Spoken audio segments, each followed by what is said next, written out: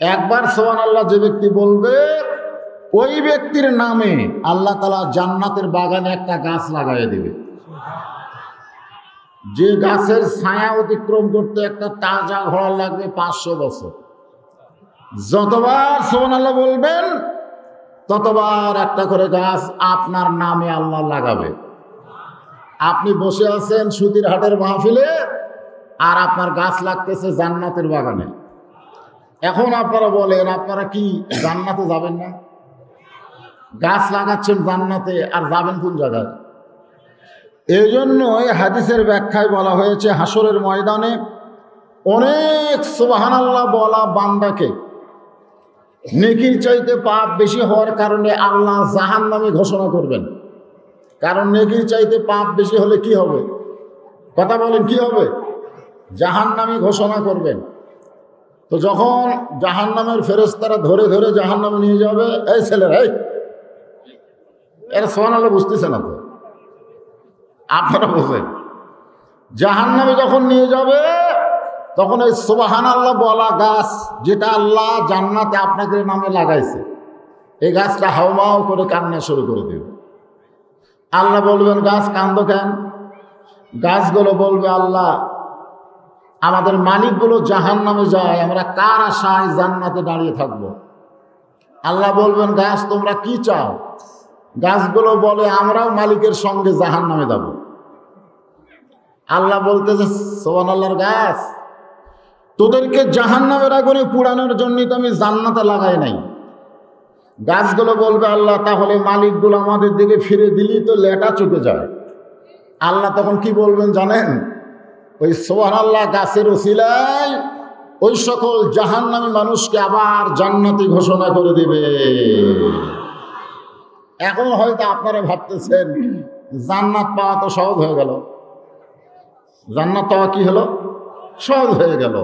আসলে জান্নাত পাওয়া কঠিন, এ কথা আপনাকে কে কইছে? জান্নাত পাওয়া কঠিন এ কথা আপনাকে কেউ শুনাইছে?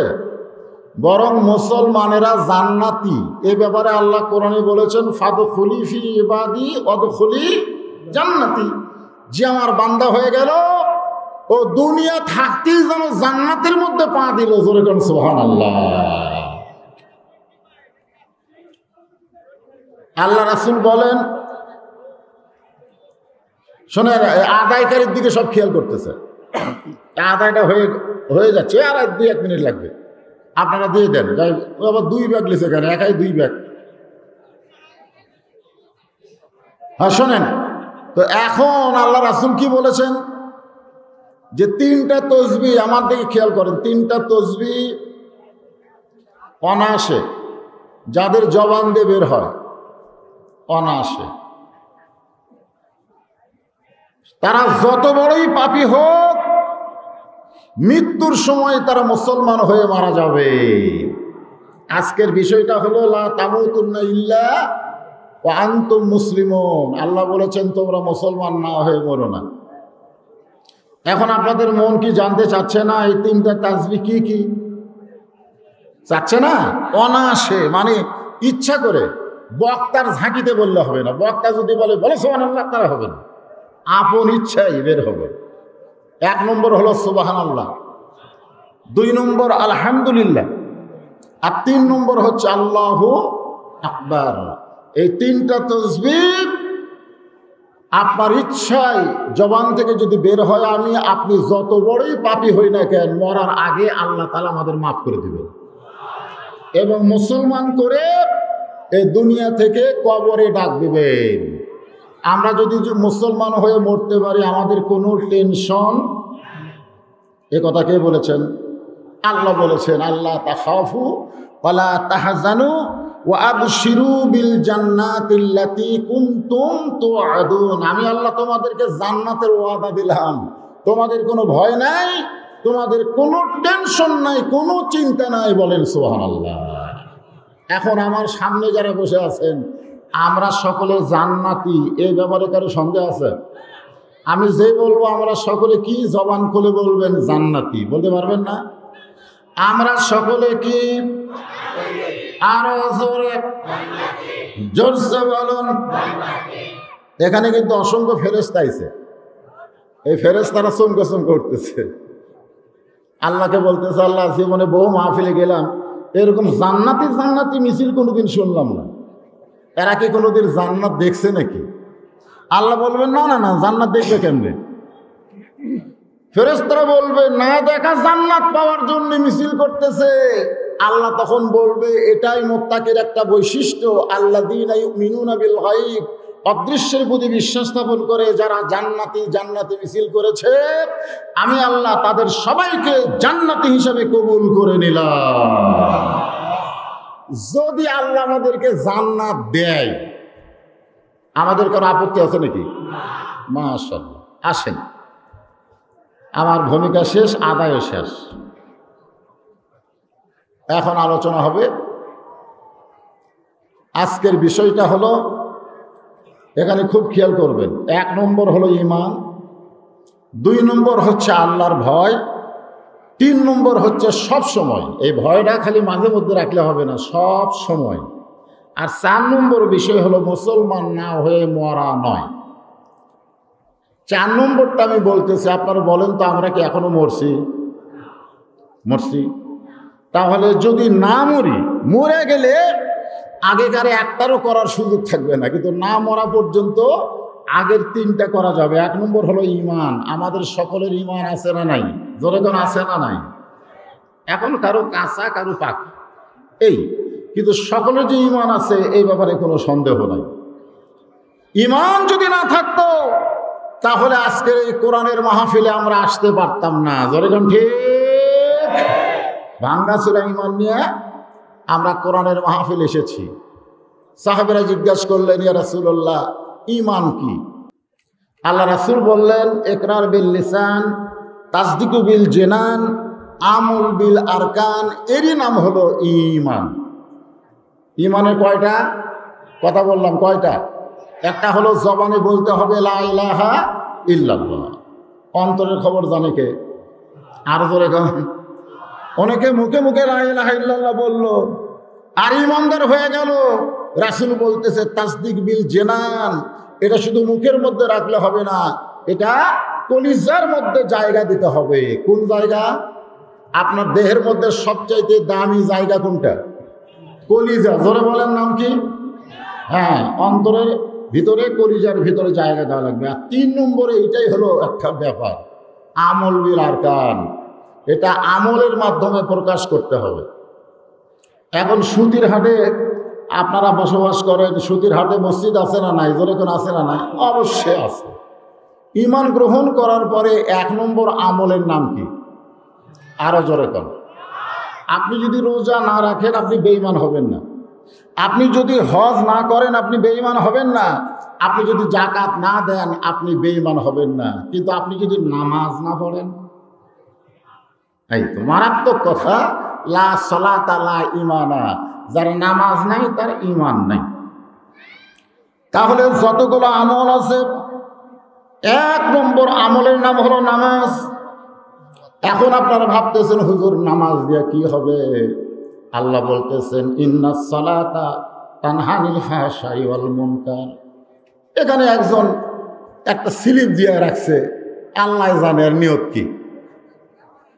যে হুজুর মসজিদের ইমাম যদি সুদ খায় তার পাশে কি নামাজ হবে?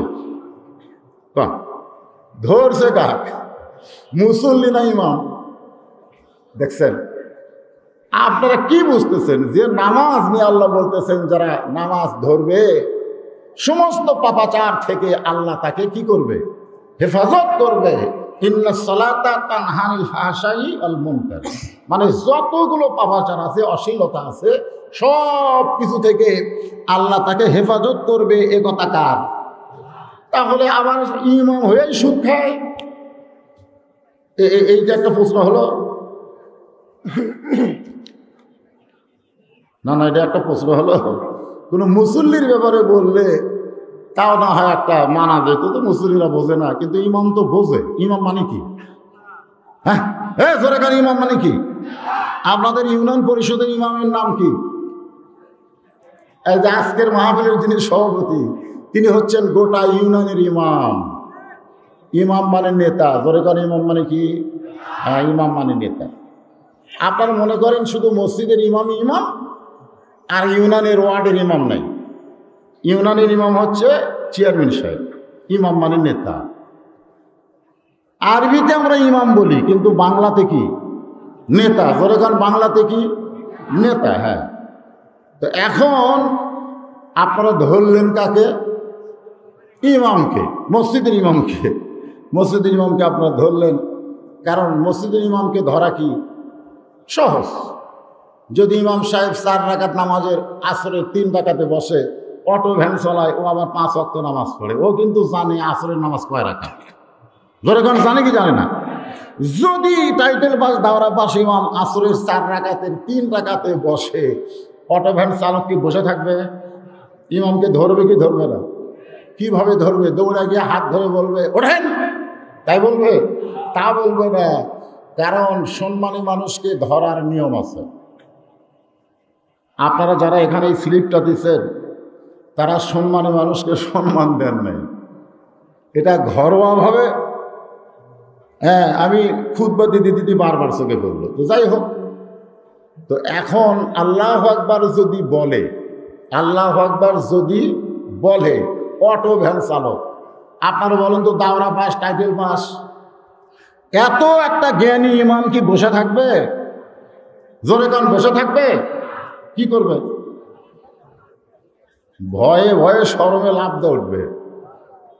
যদি মনে করেন ইমাম বসাই থাকে, ইমাম যদি মনে করে যে তুমি যতই লোকমা দাও, আমি লোকমা গ্রহণ করলাম না, আপনারা বলেন তো সমস্ত মুসল্লি অটো ভ্যানার পক্ষে হবে না ইমামের পক্ষে হবে? কার? অটো ভ্যানার পক্ষে হবে, কারণ তার লোকমা ঠিক আছে। ধরে কোন ঠিক? কিন্তু ইমামের পক্ষে কেন হবে না? যে তুমি যতখানি বড় নেতা হও, যতই শিক্ষিত হও, তুমি ভুল করেছো। আমরা ভুলের দলে নাই, আমরা স্বৈরাচারীর দলে নাই, আমরা আছি সঠিকের দলে। ধরে কোন ঠিক? এখন চিন্তা করেন সেই ইমামকে আপনারা ধরলেন, কেউ ইমাম ছাড়া আর ইমাম নাই? জোরেগান আছে না নাই? সামনে নির্বাচন আসতেছে, একজন চেয়ারম্যান দাঁড়াবে না, দাঁড়াবে হয়তো 3-4 জন। জোরেগান কথা ঠিক কিনা? আপনারা কি 3-4 জনকে ভোট দেবেন? দিবেন কাকে? একজনকে, যাকে আপনাদের ভালো লাগে, পছন্দ হয়, যার দ্বারা মানুষ উপকার পায়, যার কাছে সুখ দুঃখে সবসময় কথা বলা যায়। যেরকম ঠিক? হ্যাঁ, তো তাহলে ভোট দেওয়ার সময় যদি আপনি সজাগ হন, তো যে ইমাম সুদ খায় তার পিছনে আপনি ইক্তেদা করেন কেন? এগুলো বক্তার কাছে খবরদার দিয়ে না, ইমাম মুয়াজ্জিন, হ্যাঁ, এগুলা ধরছেন কেন? এগুলা হুজুর ধরা বাটি, তাই না? আসুন, আমি আপনাদের সামনে আলোচনা করতেছি। 1 নম্বর হলো ইমান, না ইমান। যেরকম কি ইমান, আর সেই ইমানকে ভিতরে ধারণ করতে গেলে 1 নম্বর আমলের নাম কি? নামাজ। জোরে বলেন, 1 নম্বর আমলের নাম কি? এই নামাজ সমস্ত দল ভাঙ্গে মুসলমানকে এক দলে আনতে পারে। পারে কি পারে না? মসজিদে যখন আজান দেয়, আপনারা বলেন তো এক এক দলের জন্য এক এক মসজিদ খোঁজে না সমস্ত দলেরা এক মসজিদে যায়? এক মসজিদে যায়, কাতারবদ্ধ হয়ে নামাজ আদায় করে। তাহলে নামাজ কি শিক্ষা দিল? যে তোমরা বাহিরে যে যে দল করো কোনো সমস্যা নাই, কিন্তু আল্লাহর ঘরের মধ্যে যখন আসবে তখন তোমাদেরকে দল করা যাবে না, সমস্ত মুসলমানকে এক দল হতে হবে। এখন আপনাদের কাছে আমার প্রশ্ন, আপনারা কি ভিতরের কথা শুনবেন না বাহিরের কথা শুনবেন? জোরে বলেন। হ্যাঁ, ভিতরের কথা আমাদেরকে শুনতে হবে। এখন কোরআনের ভিতরে বলা হয়েছে ঈমানের পরই আত্তাকুল্লাহ, ভয় করতে হবে কাকে? যে আল্লাহরে কোনোদিন দেখি নাই, সে আল্লাহকে কেমনে ভয় করব? কিভাবে ভয় করব? কারণ আল্লাহর আকার আকৃতি, আল্লাহর অনেক কিছুই আমাদের অজানা। আল্লাহ হচ্ছেন গায়েব। জোরে কোন আল্লাহ কি? আল্লাহ হচ্ছেন গায়েব। সেই গায়েবের আল্লাহকে ভয় করব কিভাবে? হ্যাঁ, এই ভয়টা আগে আমাদের শিখতে হবে। আমরা কিন্তু ভয়ের বিশ্লেষণ করি যে মানুষ সাপ দেখলে ভয়ে দৌড় দেয়, মানুষ বাঘ দেখলে ভয়ে দৌড় দেয়, মানুষ যদি জানে ওই রাস্তায় চোর ডাকাতি হয় রাত্রেবেলায় ওই রাস্তা বাদ দেয়। জোরে কোন কথা ঠিক কিনা? আমরা ভয়ের সংজ্ঞা পেলাম কি? যে ভয়ে মানুষ সরে যায়, ভয়ে মানুষ সরে যায়। আল্লাহর ভয়ে মানুষ সরে আসে না কাছে আসে? কথা কয় না। আল্লাহর ভয় বান্দার অন্তরে যত বেশি হবে সেই বান্দা আল্লাহর তত নিকটে চলে আসবে। এখন আল্লাহর ভয় করতে গেলে আমাদের করণীয় কি সেটাও আল্লাহ কোরআন কারিমের মধ্যে বলে দিয়েছেন। আনুনাজ্জিলু মিনাল কুরআনি মা হুয়া শিফাউ ওয়া রাহমাতুল লিল মুমিনিন। আল্লাহু আকবার। সব কিছুর এটা অবশ্য অনেকে মনে করবেন যে এটা হয়তো একটা স্লোগান, আসলে স্লোগান না। এই আয়াতেরই বাংলা অর্থ হলো সব সমস্যার সমাধান দিতে পারে। আপনারা যারা বলতেছেন না এই কোরআনের প্রতি আপনাদের বিশ্বাস আছে না নাই? এই স্লোগান আছে না নাই? এই মার্কাজুল কোরআন, মার্কাজুল কোরআন, কোরআনের মার্কাজ এখানে খোলা হয়েছে। আপনাদের সন্তানদেরকে সেই মাদ্রাসায় ভর্তি করে দিবেন। এই প্রচারের জন্যই মাহফিল। আজকে আপনারা কি দেখলেন? এখানে আমি আসার আগে যে আপনাদেরকে কিছু দেখালো, দেখছেন? আপনারা দেখছেন? দেখে কি খুশি হচ্ছেন না বেজার হচ্ছেন? তো আপনার সন্তানকে আপনি ভালো করেন, আপনার সন্তানকে আপনি ভালো করেন। সন্তান নষ্ট হোক এটা কোনো বাবা চায়? এখন চায়?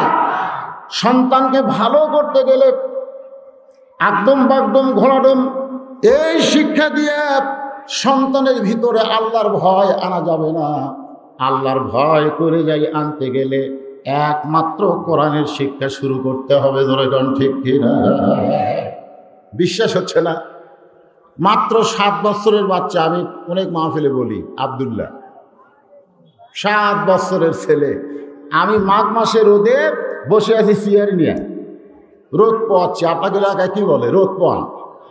ঠিক আমি যখন রোদ পোয়াচ্ছি এমন সময় 7 বছরের একটা ছেলে কোরআন শরীফ পড়তে পড়তে মাদ্রাসা থেকে বের হয়ে আসলো। আমি জিজ্ঞাসা করলাম, সবাই পড়তেছে আর তুমি বের হলে কেন? ও তখন আমাকে এভাবে আঙ্গুল দেখালো, এভাবে। আমি বললাম, এটা কী বাধান? বলে 1 নম্বর যদি দেখেন, 1 নম্বর তাহলে পেশাব, 2 নম্বর হলো পায়খানা, আর 3 নম্বর হলো যখন অজু থাকে না। যখন অজু থাকে না, তো আমার অজু নাই। আমি বললাম, এই মাঘ মাসের শীতে অজু কেন করবে? বলে আমার অজু গিয়েছে। আল্লাহর কোরআন পড়তে গেলে অজু করা লাগবে। আপনার বলেন তো 7 বছরের বাচ্চার অন্তরে এই ভয়টা কে ঢুকাই দিল? আল্লাহর কোরআন পড়তে গেলে অজু করা লাগবে। আমি কইলাম, শোনো, তোমাকে অজু করা লাগবে না। তো এই বাচ্চা চুমকে ওটা বলতেছে লাগবে না মানে? আমি কইলাম, বাংলাদেশের একজন বক্তা আমির হামজা, সে বলেছে অজু ছাড়াও কোরআন পড়া যায়। ওই বাচ্চা বলতেছে, হুজুর আমি অজু করবই, ওই আমির হামজাটা আমরা মানি না। তা আমি কইলাম, ঠিক আছে, আমি তোমার মাদ্রাসার পরিচালক, আমি বলতেছি অজু ছাড়া কোরআন পড়া যায়, যাও এই মাঘ মাসের শীতে কষ্ট করে অজু করা লাগবে না, যাও। তো ছেলেটা যাচ্ছে না। আমি বললাম, তোমার যত পাপ হবে সমস্ত পাপ যেন আল্লাহ আমাকে দেয়, তাও তুমি ঠান্ডার মধ্যে অজু না করে কোরআন পড়ো, যাও। আমি খুব ধমক দেওয়ার কারণে ছেলেটা মাদ্রাসার ভিতরে ঢুকলো। আমি চিন্তা করলাম, দেখি ও এখন কোরআন ধরবে না কি করবে। এটা দেখার জন্যে আমি চেয়ার ছেড়ে জানলার কাছে গেলাম। জানলার কাছে গিয়ে দেখি ছেলেটা দরজার ফাঁকে লুকে আছে। লুকে থাকার কারণ হলো যে চেয়ার আমি আসি না গেছি। ও যখন দেখছে চেয়ার ফাঁকা, তখন আবার বের হয়েছে। অজু ছাড়াও কোরআন পড়া যায়। তখন মাটির বসে বলতেছে, আপনি আমাকে মারেন কাটেন যা ইচ্ছা তাই করেন, কিন্তু আল্লাহর কোরআন অজু ছাড়া আমি ধরব না। আমি ওই বাচ্চাকে বুকের মধ্যে নিয়ে বললাম, এত ছোট মানুষকে এত অন্তরে ভয় কে ঢুকাইল? তাহলে আত্তাকুল্লাহ, আল্লাহর ভয় অর্জন করতে গেলে দুনিয়ার কোনো শিক্ষা দিয়ে ভয় অর্জন করা যাবে না, একমাত্র আল্লাহর কোরআন ছাড়া। জোরে বলেন কথা ঠিক কিনা? আমরা সবাই চাই আমাদের সন্তানগুলো ভালো হোক, কি কোন চাই কি চাই না? প্রত্যেকটা বাবাই চায়, প্রত্যেকটা বাবাই চায় আমার সন্তানগুলো ভালো হোক। আজকে ছেলেরা ভালো হচ্ছে না, নষ্ট হয়ে যাচ্ছে। আজকে আমাদের অধিকাংশ ছেলেরা এই যে একটা মোবাইল পাইছে, কি পাবজি খেলা না কি খেলা, ফ্রি ফায়ার, আরো কি সব খেলতেছে। আমি যুবকদের বলতেছি, বাজান তোমরা খোঁজ নিয়ে দেখো, এই মার্কাজুল কোরআনে অধ্যয়ন করেছে এরকম বাচ্চাদের হাতে এরকম মোবাইল নাই। এরা এটা নিবেও না। কারণ আপনি আত্তাকুল্লাহ, আল্লাহর ভয় যদি পুরোপুরি অর্জন করতে চান, তাহলে 1 নম্বর শিক্ষার দরকার কি? আরো জোরে বলেন। কোরআনের মাহফিলে এসে কোরআনের পক্ষে কথা বলবেন না। প্রথম শব্দই হচ্ছে ইকরা, প্রথম শব্দ ইকরা।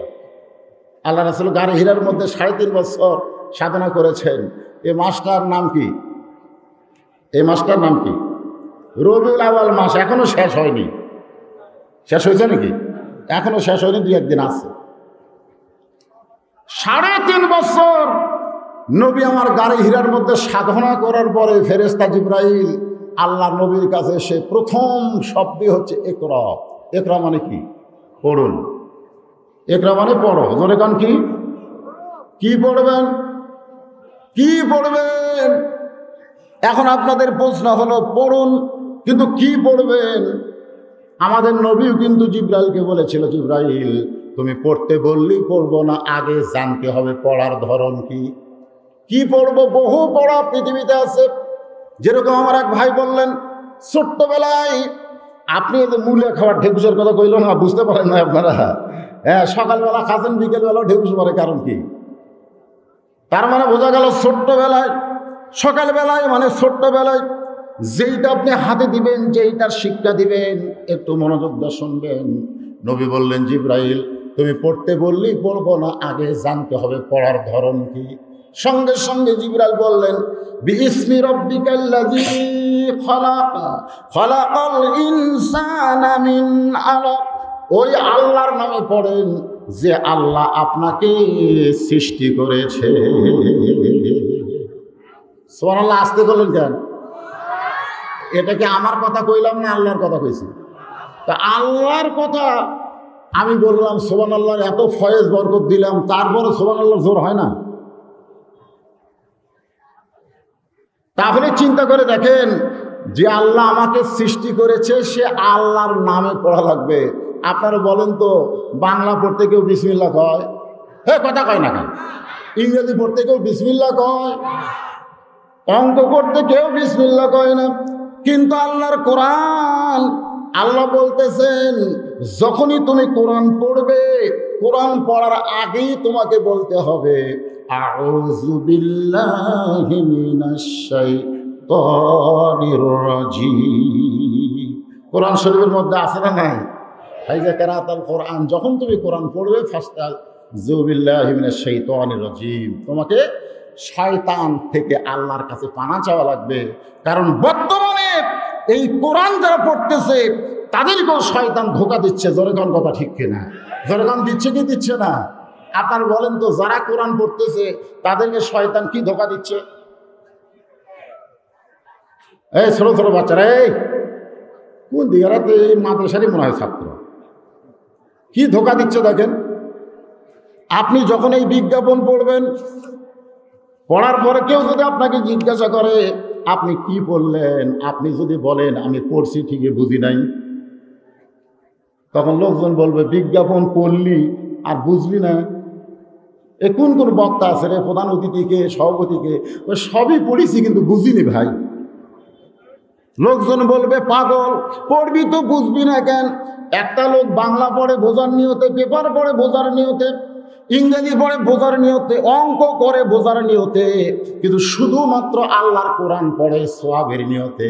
এই জায়গায় শয়তান সবচাইতে বড় ধোঁকা দেয়। কোরআন সওয়াব আদায় করো, কোরআন পড়ো সওয়াব আদায় করো, কোরআন পড়ো সওয়াব আদায় করো। শুধুমাত্র সওয়াবের জন্য আল্লাহ কোরআন দেয় নাই, শুধুমাত্র সওয়াবের জন্য আল্লাহ কোরআন দেয় নাই। বাস্তব জীবনে এই কোরআনকে গ্রহণ করার জন্য আল্লাহ কোরআন দিয়েছে। জোরে বলেন ঠিক? হ্যাঁ, আজকে আমরা সওয়াবের নিয়তে আমার মায়েরা কোরআন সে পড়ে। রমজান মাসে তো কোরআন বক্সা দিতে দিতে আমাকে কাম সারা। আমাদের এলাকায় কোরআন বক্সা দেওয়া লাগে, মানে একজন কোরআন খতম দিছে আর একজন বক্সা দেওয়া লাগে, এর বিনিময়ে কিছু টাকাও দেয়। তো এই রমজানের শেষের দশকে বেজোর রাতে খুব কোরআন বক্সা লাগে। একদিন প্রায় 20টা কোরআন বক্সা, মানে 20 খতম দিছে, সব 20 টাকা 50 টাকা 100 টাকা দেওয়ার পকেটে বোঝায় যে হুজুর একটু বক্সা দেন। তা আমি বললাম, ভাই এই যে 20 খতমের মতন কোরআন এটা কে দিল? তো একজন বলতেছে আমার বেটার বউ 2 খতম দিছে, আমার মেয়ে 1 খতম দিছে, আমার বউ 1 খতম দিছে। একজন বলতেছে আমার ভাবি 1 খতম দিছে। এই 20 খতমের মধ্যে একটা মরদ মানুষও পাওয়া গেল না, একটা পুরুষ নাই। তার মানে সব মহিলারা কোরআন পড়ে। কিন্তু কোরআন পড়ার পরেও আজকে আমাদের মা বোনেরা কোরআন বোঝে না। যদি মেয়েরা কোরআন শরীফ বুঝতে পারতো তাহলে আমাদের ছেলেরা ফ্রি ফায়ার পাবজি গেম খেলতো না, আমাদের ছেলেরা পরিমনির পাগল হইতো না, আমাদের ছেলেরা প্রত্যেকটা যুবক ফেরেশতার চাইতেও বেশি ভালো থাকতো। ধরে বলেন কথা ঠিক কিনা? মেয়েদের জন্য আল্লাহ কোরআনে বললেন, অকরনা ফি বুয়ুতিকুন্না ওয়ালা তাবাররাজনা তাবাররুজাল জাহিলিয়াতিল উলা। রে মেয়েরা ঘরের মধ্যে থাকো, ঘরের বাহির তোমরা হইও না। কোনো প্রয়োজনে যদি ঘরের বাহির হও তাহলে হেজাব নিয়ে পর্দা নিয়ে বের হওয়া লাগবে। এই ঘোষণা কার? আরো জোরে বলেন কার?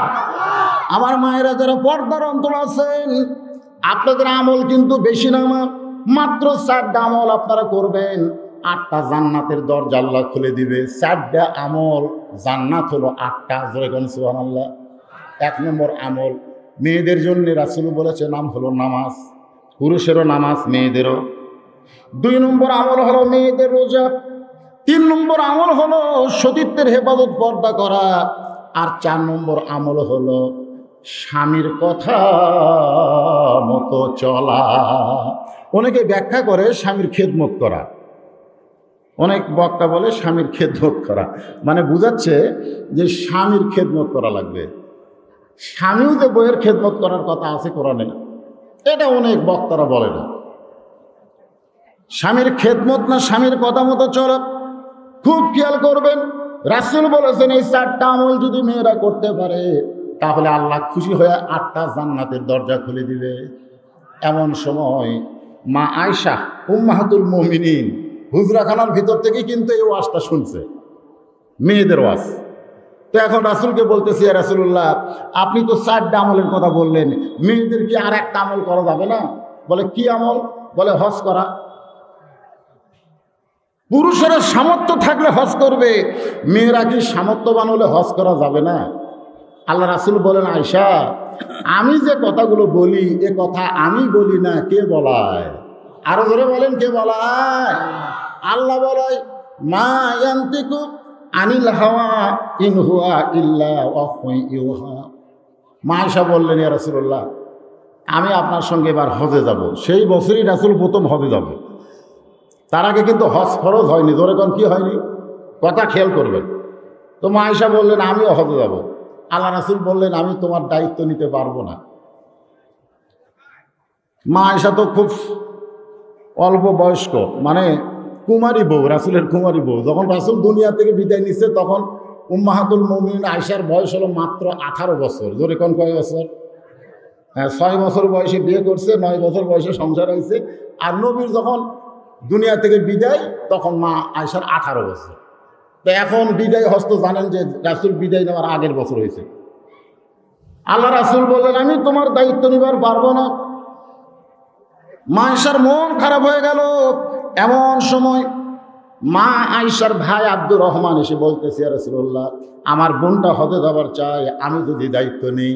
আল্লাহ রাসূল বললেন, তাহলে কোনো আপত্তি নাই। জোরে বলেন সুবহানাল্লাহ। হজে যাচ্ছেন মা আয়েশা ভাইয়ের সাথে, আব্দুর রহমানের সাথে। কিন্তু যেখানে মসজিদে আয়েশা যারা হজ করছেন, আমাদের সভাপতি সাহেবও গেছেন, তো মসজিদে আয়েশা এটা কিন্তু সবাই দেখে, কিন্তু মসজিদে আয়েশা কেন হয়েছে এটা কিন্তু অনেক হাজি সাহেবরা জানেন। মসজিদে আয়েশা ওই জায়গায় যখন আসলেন, মা আয়েশা উটের ভিতর থেকে, উটের একটা হাওদা মানে উটের মধ্যে পর্দা ঘর করে দিছে, সে ঘরের ভিতর থেকে ভাইকে বললেন, ভাই উটকে আর সামনে টানেন না, কারণ আমার মাসিক ব্যারাম শুরু হয়েছে। জোরে কোন কি ব্যারাম? মেয়েদের একটা ব্যারাম আছে না নাই? জোরে কোন মাসিক। তো আমার মাসিক শুরু হয়েছে। আব্দুর রহমান বলতেছে, কয়দিন লাগে ভালো হতে? কমপক্ষে 7 দিন। বলে এই জন্যই রাসূল তোমার দায়িত্ব লিবার চাই নাই, এই জন্যই দায়িত্ব লিবার চাই নাই। ওই জায়গায় মা আয়েশা 7 দিন পর্যন্ত অপেক্ষা করলেন। আমার মায়েরা বোনেরা শোনেন, মা ফাতেমা কিন্তু হজ করে নাই, অথচ মা আয়েশাকে বাদ দিয়া প্রত্যেক জুমার দিনে ইমাম সাহেবরা বলতেছে, সাইয়্যিদাতুন নিসাই আহলিল জান্নাহ ফাতেমাতুজ যোহরা রাদিয়াল্লাহু তাআলা আনহা, সমস্ত জান্নাতি নারীদের নেত্রী হবে নবীর কলিজার টুকরা মেয়ে ফাতেমা। সোনার জোরে খবর না? তাহলে চিন্তা করেন, এখন চিন্তা করেন, মা আয়েশা হজ করছে কিন্তু ফাতেমা হজ করছে? হজ করে নাই। তার জীবনে পড়ে দেখেন, তিনি নবীর কাছে এসে বললেন, বাবা মেয়েদের জন্য 4টা আমল করতে হবে, এই 4টা আমলের মধ্যে সবচাইতে গুরুত্বপূর্ণ আমল কোনটা? আল্লাহ রাসূল বললেন, ফাতেমা মেয়েদের জন্য সবচাইতে গুরুত্বপূর্ণ আমলের নাম হলো পর্দা করা। সবচাইতে গুরুত্বপূর্ণ আমলের নাম কি? আপনার একটু জোরে কর। আপনার কি মনে করতেছেন যে আপনার বউ যদি বেপর্দা হয়, আপনার বউ আল্লাহ ধরবে? আপনার বউ ধরবে? এক মেয়েকেও ধরবে না। মেয়েরা যদি বেপর্দা হয়, আল্লাহ মেয়েদেরকে ধরবে না, ধরবে স্বামীকে। আমার ওয়াজের ক্যাসেটে শোনেন নাই? ওই ফখরুদ্দিন সরকারের সময় 200 ব্রিজের কাছে র্যাবের ক্যাম্প। র্যাবের কি ক্যাম্প? ইতিমধ্যে একটা ছেলে তার নতুন বউকে নিয়ে মোটর সাইকেলে খুব ফিল্ডিং মারতেছে, এত জোরে মোটর সাইকেল ছাড়ছে যে ওর অন্য গলার মাফলা হয়ে গেছে। এখন র্যাব আটকায় দিছে, থাম। তো থামাইছে, থামার পরে বলতেছে, পিছনে বসে আছে ওটা তোর কে হয়? তাকে আমার বউ হয়। স্যার তুই বেপরদা বউ নিয়ে ঘুরিস? এই তুই কেমন পুরুষ মানুষ, তোর বউ বেপরদা? এরপরে আর ছেলেটাকে কিছু না বলে মেয়েটাকে বলতেছে, মা তুমি একজন মুমিনা নারী হয়ে বোরকা পরনি কেন? মেয়েটা কান্দের বলে, স্যার আমি বহুবার বোরকা কিনে দিবার কইছি, কিন্তু আমার স্বামী যদি কিনা না দেয় তাহলে আমি পরবো কেন? র্যাবের মেজর হাসতেছে, যেটা র্যাবের সামনে বউ দোষ স্বামীর উপর চাপায় দিল, তাহলে আল্লাহর সামনে যখন দাঁড়াবে, আল্লাহ যখন জিজ্ঞাসা করবে বেপর্দা হয়ে দুনিয়াতে ঘুরলি কেন, তখন প্রত্যেকটা মেয়েরা বলবে, আমরা ফাতেমা হবার চাইছিলাম, আমরা রাবেয়া হবার চাইছিলাম, কিন্তু আমাদের স্বামীরা আমাদেরকে পর্দায় রাখে নাই। সঙ্গে সঙ্গে রাসূল বললেন, আদ-দায়ুসু লা ইয়াদখুলুল জান্নাহ, দায়ুস কোনোদিন জান্নাতে যাবে না। সাহাবারা বললেন, দায়ুস কোন নারী? রাসূল বললেন, দায়ুস কোনো নারী না, দায়ুস হলো ওই সকল পুরুষ মানুষ যাদের অধীনে নারীরা পর্দা করে না। এখন আমাদের অধীনে মেয়ে মানুষ আছে না নাই? জোরে করে আছে না নাই? তাহলে আমার বউ, আমার মেয়ে যদি বেপর্দা হয়ে ঘরে, কিংবা আমার বাপ মারা গেছে, আমার যুবতী বোন যদি বেপর্দা হয়ে ঘরে, আল্লাহ আমাদেরকে ধরবে কি ধরবে না? জোরে কোন ধরবে না ভাইজান? আসেন, 1 নম্বর বিষয় হচ্ছে আত্তাকুল্লাহ, আল্লাহর ভয়। এই আল্লাহর ভয়কে নিয়ে আলোচনা করতে গিয়ে মা বোনদের একটু পর্দার কথা বললাম, কারণ মা বোনেরা যখন পর্দার ভিতরে ঢুকবে, পুরুষ মানুষ কোরআন ধরলে আল্লাহর ভয়, আর মেয়েরা পর্দার মধ্যে ঢুকলে আল্লাহর ভয়। সুবহানাল্লাহ। কেমন ভয়, কেমন ভয় একটু খেয়াল করবেন।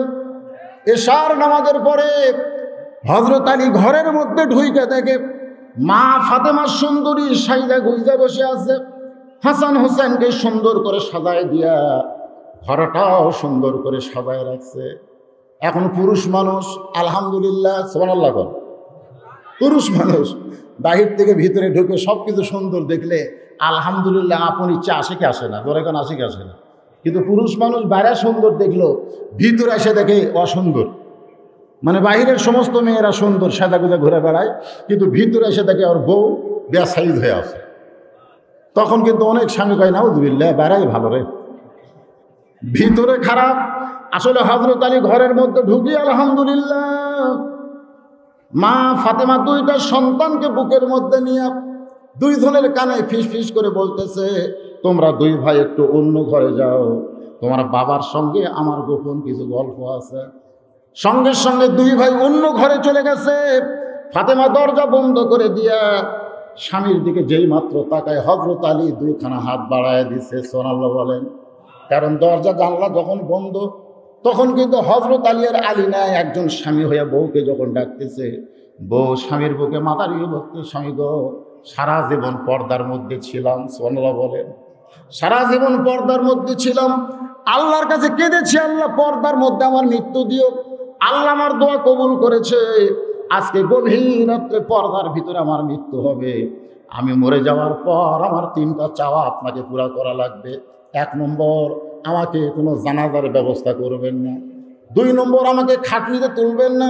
3 নম্বর, গভীর রাত্রে জান্নাতুল বাকির পূর্ব কোণায় সবুজ রঙের একটা বাতি জ্বলবে, ওই বাতি বরাবর কবর করে আমাকে দাফন করবেন। হযরত আলী চোখের পানি নিয়ে কান্দে আর বলে, ফাতেমা তুমি এমন পর্দা নিশি, পর্দার মধ্যেই চলে যেতে চাও। আজও ফাতেমাকে আল্লাহ পর্দা করে রেখেছে। ফাতেমার কবর কোন জায়গায় আজও পর্যন্ত পৃথিবীর কেউ বলতে পারে না। সুবহানাল্লাহ বলেন। তাহলে মেয়েদের আত্মা করল আল্লাহর ভয় অর্জন করতে গেলে নামাজ রোজার চাইতে পর্দাকে অগ্রাধিকার দেওয়া হয়েছে। জোরে বলেন কথা ঠিক। আর মেয়েরা যদি পর্দার ভিতরে যায়, তাহলে আমাদের যুবকদের জন্য আর তেমন ওয়াজ করার দরকার নাই। কি মনে করতেছেন? বুড়া মানুষেরা তো কথা কয় না, বুড়া মানুষেরা তো জানি। একটা সুন্দরী মেয়ে রাস্তা দিয়ে গেলে নাতি দাদা বলতেছে, দাদা ওই দেখেন কি সুন্দরী মেয়ে যায়। দাদা বলতেছে, আমার চোখের ব্যাটারি নেই। তুই দেখ, আমার চোখের ব্যাটারি নেই। কিন্তু একজন নাতি সুন্দরী মেয়ে দেখলে পরে কি বলে, সুন্দর নারী দেখলে পরে আমার দিল দেওয়ানা করে, ওলে ওলে ওলে। ঠিক কিনা বলো? ওলে ওলে মানে কি? পাগল হয়ে আত্মা করল। আল্লাহর ভয় অর্জন করতে হবে 1 নম্বর, এই কোরআন দিয়ে। ধরে কান কি দিয়ে? এই কোরআনের ভিতরে সব কিছু আছে না নাই? এরপরে 2 নম্বর হলো হাক্কা তুকাতিহি। শুধু মাঝে মধ্যে ভয় করলে হবে না, সব সময়। আমাদের বাংলাদেশে অনেক লোক বুড়া বয়সে আল্লাহর ভয় করে। সারা জীবন সুদ কাজে, ঘুষ কাজে, গোয়েন্দারি করছে, যা ইচ্ছা তাই করছে, কিন্তু বুড়া বয়সে হজকে কি করছে? হজ করে এসে মসজিদ ধরছে। ওই বাড়ি আর মসজিদ, মসজিদ আর বাড়ি, এ ছাড়া অন্য কোনো কাম করে না। এত ভালো হয়ে গেছে, সবসময় তসবিহ একটা নিয়ে আসে। ওই গ্রামের এক ছেলে বাবার সঙ্গে গন্ডগোল হয়ে বাপকে ধাক্কা মারছে, বুড়া বাপ পোড়াই মরছে। সবাই একই বল তুলছে, তোর ফাঁসি হবে রে, তুই বাপক মারা হেলে দিলি। একজন বলতেছে, বাঁচতে পারবি, বাঁচতে পারবি। একজনের কাছে গেলে তার মাথায় বহু বুদ্ধি, মানুষকে বহু গোয়েন্দারি বুদ্ধি দেয়। বলে সেটা কে? বলে ওই যে মসজিদের মধ্যে ঢুকছে, ওই হাজী সাহেবের কাছে যা। এখন এই ছেলে কানতে কানতে এসে ডাকে মসজিদের মধ্যে তসবি টিপতেছে। চাচা আসসালামু আলাইকুম। কি হয়েছে? বলে একটু বাইরে আসে। বাইরে আসলে বলে, চাচা আমি তো একটা অকাম করছি, আমি বাপকে ধাক্কা দিছি আর বাপ পোড়াই মরছে, এখন আমার ফাঁসি হবে। এই ফাঁসি থেকে বাঁচার বুদ্ধি কি? বুড়া চিল্লায় বলতেছে, পাগল হয়েছিস নাকি? হ্যাঁ, যে অন্যায় তুই করছিস তোর বাঁচার কোনো বুদ্ধি নাই, তোর তো ফাঁসি হবে। তবে আমি হজ যদি না করতাম, নামাজ যদি না ধরতাম, তাহলে তোকে বলতাম গলার দড়ি দিয়ে টাঙ্গে থো। কিন্তু আমি কাউকে খারাপ বুদ্ধি দিব না। আপনার বলেন তো খারাপ বুদ্ধি দিছে কি দেই নাই? কিন্তু কখন দিল, কিভাবে দিল বুঝতেই পারে নাই। এই জন্যে ভালো হবার গেলে বুড়া বয়সে ভালো হয়ে লাভ নাই। সারা জীবন আপনি আড্ডা গুলি মারছেন, আর বুড়া বয়সে চেয়ার নিয়ে আপনি মসজিদের মধ্যে ঢুকছেন। আপনি কি চেয়ারম্যান নাকি? হ্যাঁ, চেয়ারম্যান। আজকে মসজিদে ঢুকলে বহু চেয়ারম্যান পাওয়া যায়। চেয়ারের বসে থেকে নামাজ পড়ে, সারাদিন সুতির হাট ধরে, বাজার করে, তখন আর বসা লাগে না। কিন্তু মসজিদের মধ্যে এসে আমি বল পাই না বাবা, বল পাই না বাবা। বল পাইস না কে? শোনেন, সিয়ারে যারা নামাজ পড়ে আমি তাদের বিরোধী না। আপনি যদি সিয়ারে নামাজ পড়েন, আপনি বাড়িতে পড়েন। আপনি অসুস্থ মানুষ, আপনার জন্য জামাতে নামাজ পড়া ওয়াজিব না। আপনি অসুস্থ মানুষ, আপনি চেয়ারে নামাজ পড়া লাগে, বাড়িতে পড়েন। কিন্তু মসজিদে এসে কাতার সোজা করা ওয়াজিব। আপনি সে ওয়াজিব তরক করলেন, আপনার পায়ের গোড়ালি কোথায়? আর যারা দাঁড়াইছে তাদের পায়ের গোড়াল কোথায়? এই জন্য মসজিদের মধ্যে চেয়ার চলবে না। অনেক লোক ইচ্ছা করেই ধরছে, অনেক লোক ইচ্ছা করে ধরছে। আমি বলতেছি শোনেন, অনেক লোক কিন্তু বাহিরে বল পায়, কিন্তু মসজিদের মধ্যে শক্তি কমা যায়। এরকম লোক আছে না? নাই জোরগান আছে না? বহু লোক দেখবেন বাহিরে কিন্তু 2 চোখ আন্ডার মতন করে রাখে, আর জুমার দিনে মসজিদের মধ্যে ঢুকলেই 5 মিনিট পর দুর্বল হয়ে ঘুম পড়া শুরু করে। এরকম আছে না? নাই। জুমার দিনে সামনে বসে নামাজ পড়ে, শুক্রবার দিন এমনি তো 5 ওয়াক্ত দেখা যায় না। ইমাম বলতেছে কি ব্যাপার, মুরব্বী আজকে আসে নাই, মুরব্বী অসুস্থ নাকি? তো ইমাম কথা শুনে এক মুসল্লি বলতেছে অসুস্থ না হুজুর, মুরব্বী জমির আল কাটতেছে। জমির আল কাটা বোঝেন? ইমাম চমকটা বলে বসে থাকা যেই ব্যক্তি নামাজ পড়ে সেই ব্যক্তি জমির আল কাটে কেমনে? বলে বিশ্বাস না হয় আপনি খুঁজলেন। ইমাম সাহেব নামাজ শেষ করে বাড়িতে গেছে। চাচা বাড়িতে আছেন? বাড়ির চাচি বলতেছে তোমার চাচা এখনো জমিতে আছে। হায় হায়, ইদা নিউদিয়ালিস সালাহ মিয়াউমিল জুমআ ফাসাউ ইলা যিকরিল্লাহ। ভয় করার মতন ভয় করো, আযান দেওয়ার সঙ্গে সঙ্গে দুনিয়ার সমস্ত কাম তোমার বন্ধ করা লাগবে। জোরে কোন কথা ঠিক?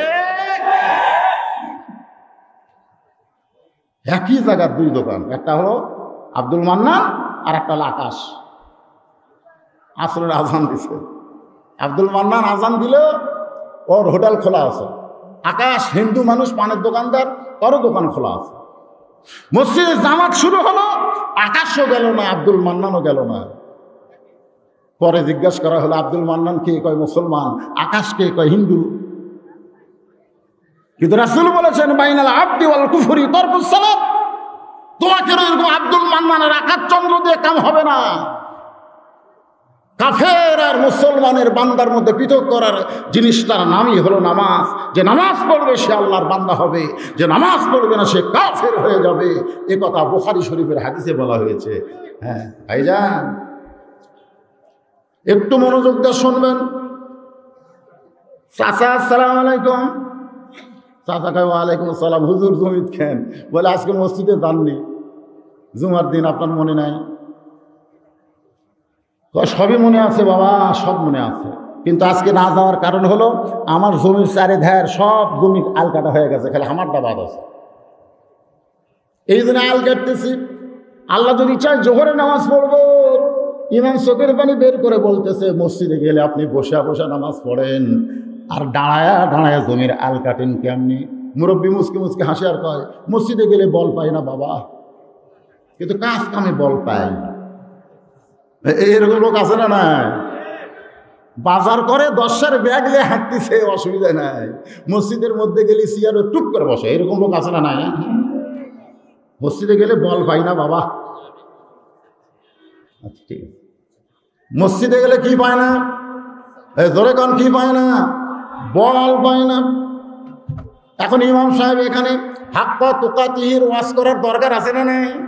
ধরে কান আছে না? নাই। হাক্কা তুকাতিহি মানে কি? নিয়ম মত হয়েছে। আপনি যেদিন মরে যাবেন সেদিন বুঝতে পারবেন। কেন আল্লাহ কোরআনে বলেছেন কুম, কুম মানে খাড়া হও, লিল্লাহি আল্লাহর জন্য। লিল্লাহি কার জন্য? ধরেন কার জন্য? অনিতিন আনুগত্য নিয়ে দাঁড়াও। যদি রুকু সেজদা করতে তোমার অসুবিধা হয়, তুমি দাঁড়ায়া আল্লাহর হুকুম পালন করো, আর ইশারার দ্বারা রুকু সেজদা করো, তাও দাঁড়াতে হবে। কথা কন না দেন? আপনারা কি চেয়ারে নামাজ পড়ার লোক যদি বেশি থাকেন তাহলে এ চেয়ারটার বাদ দেন। কি সুতির হাট মসজিদে চেয়ার আছে? সেই জন্যই তো কথা বলতেছেন না।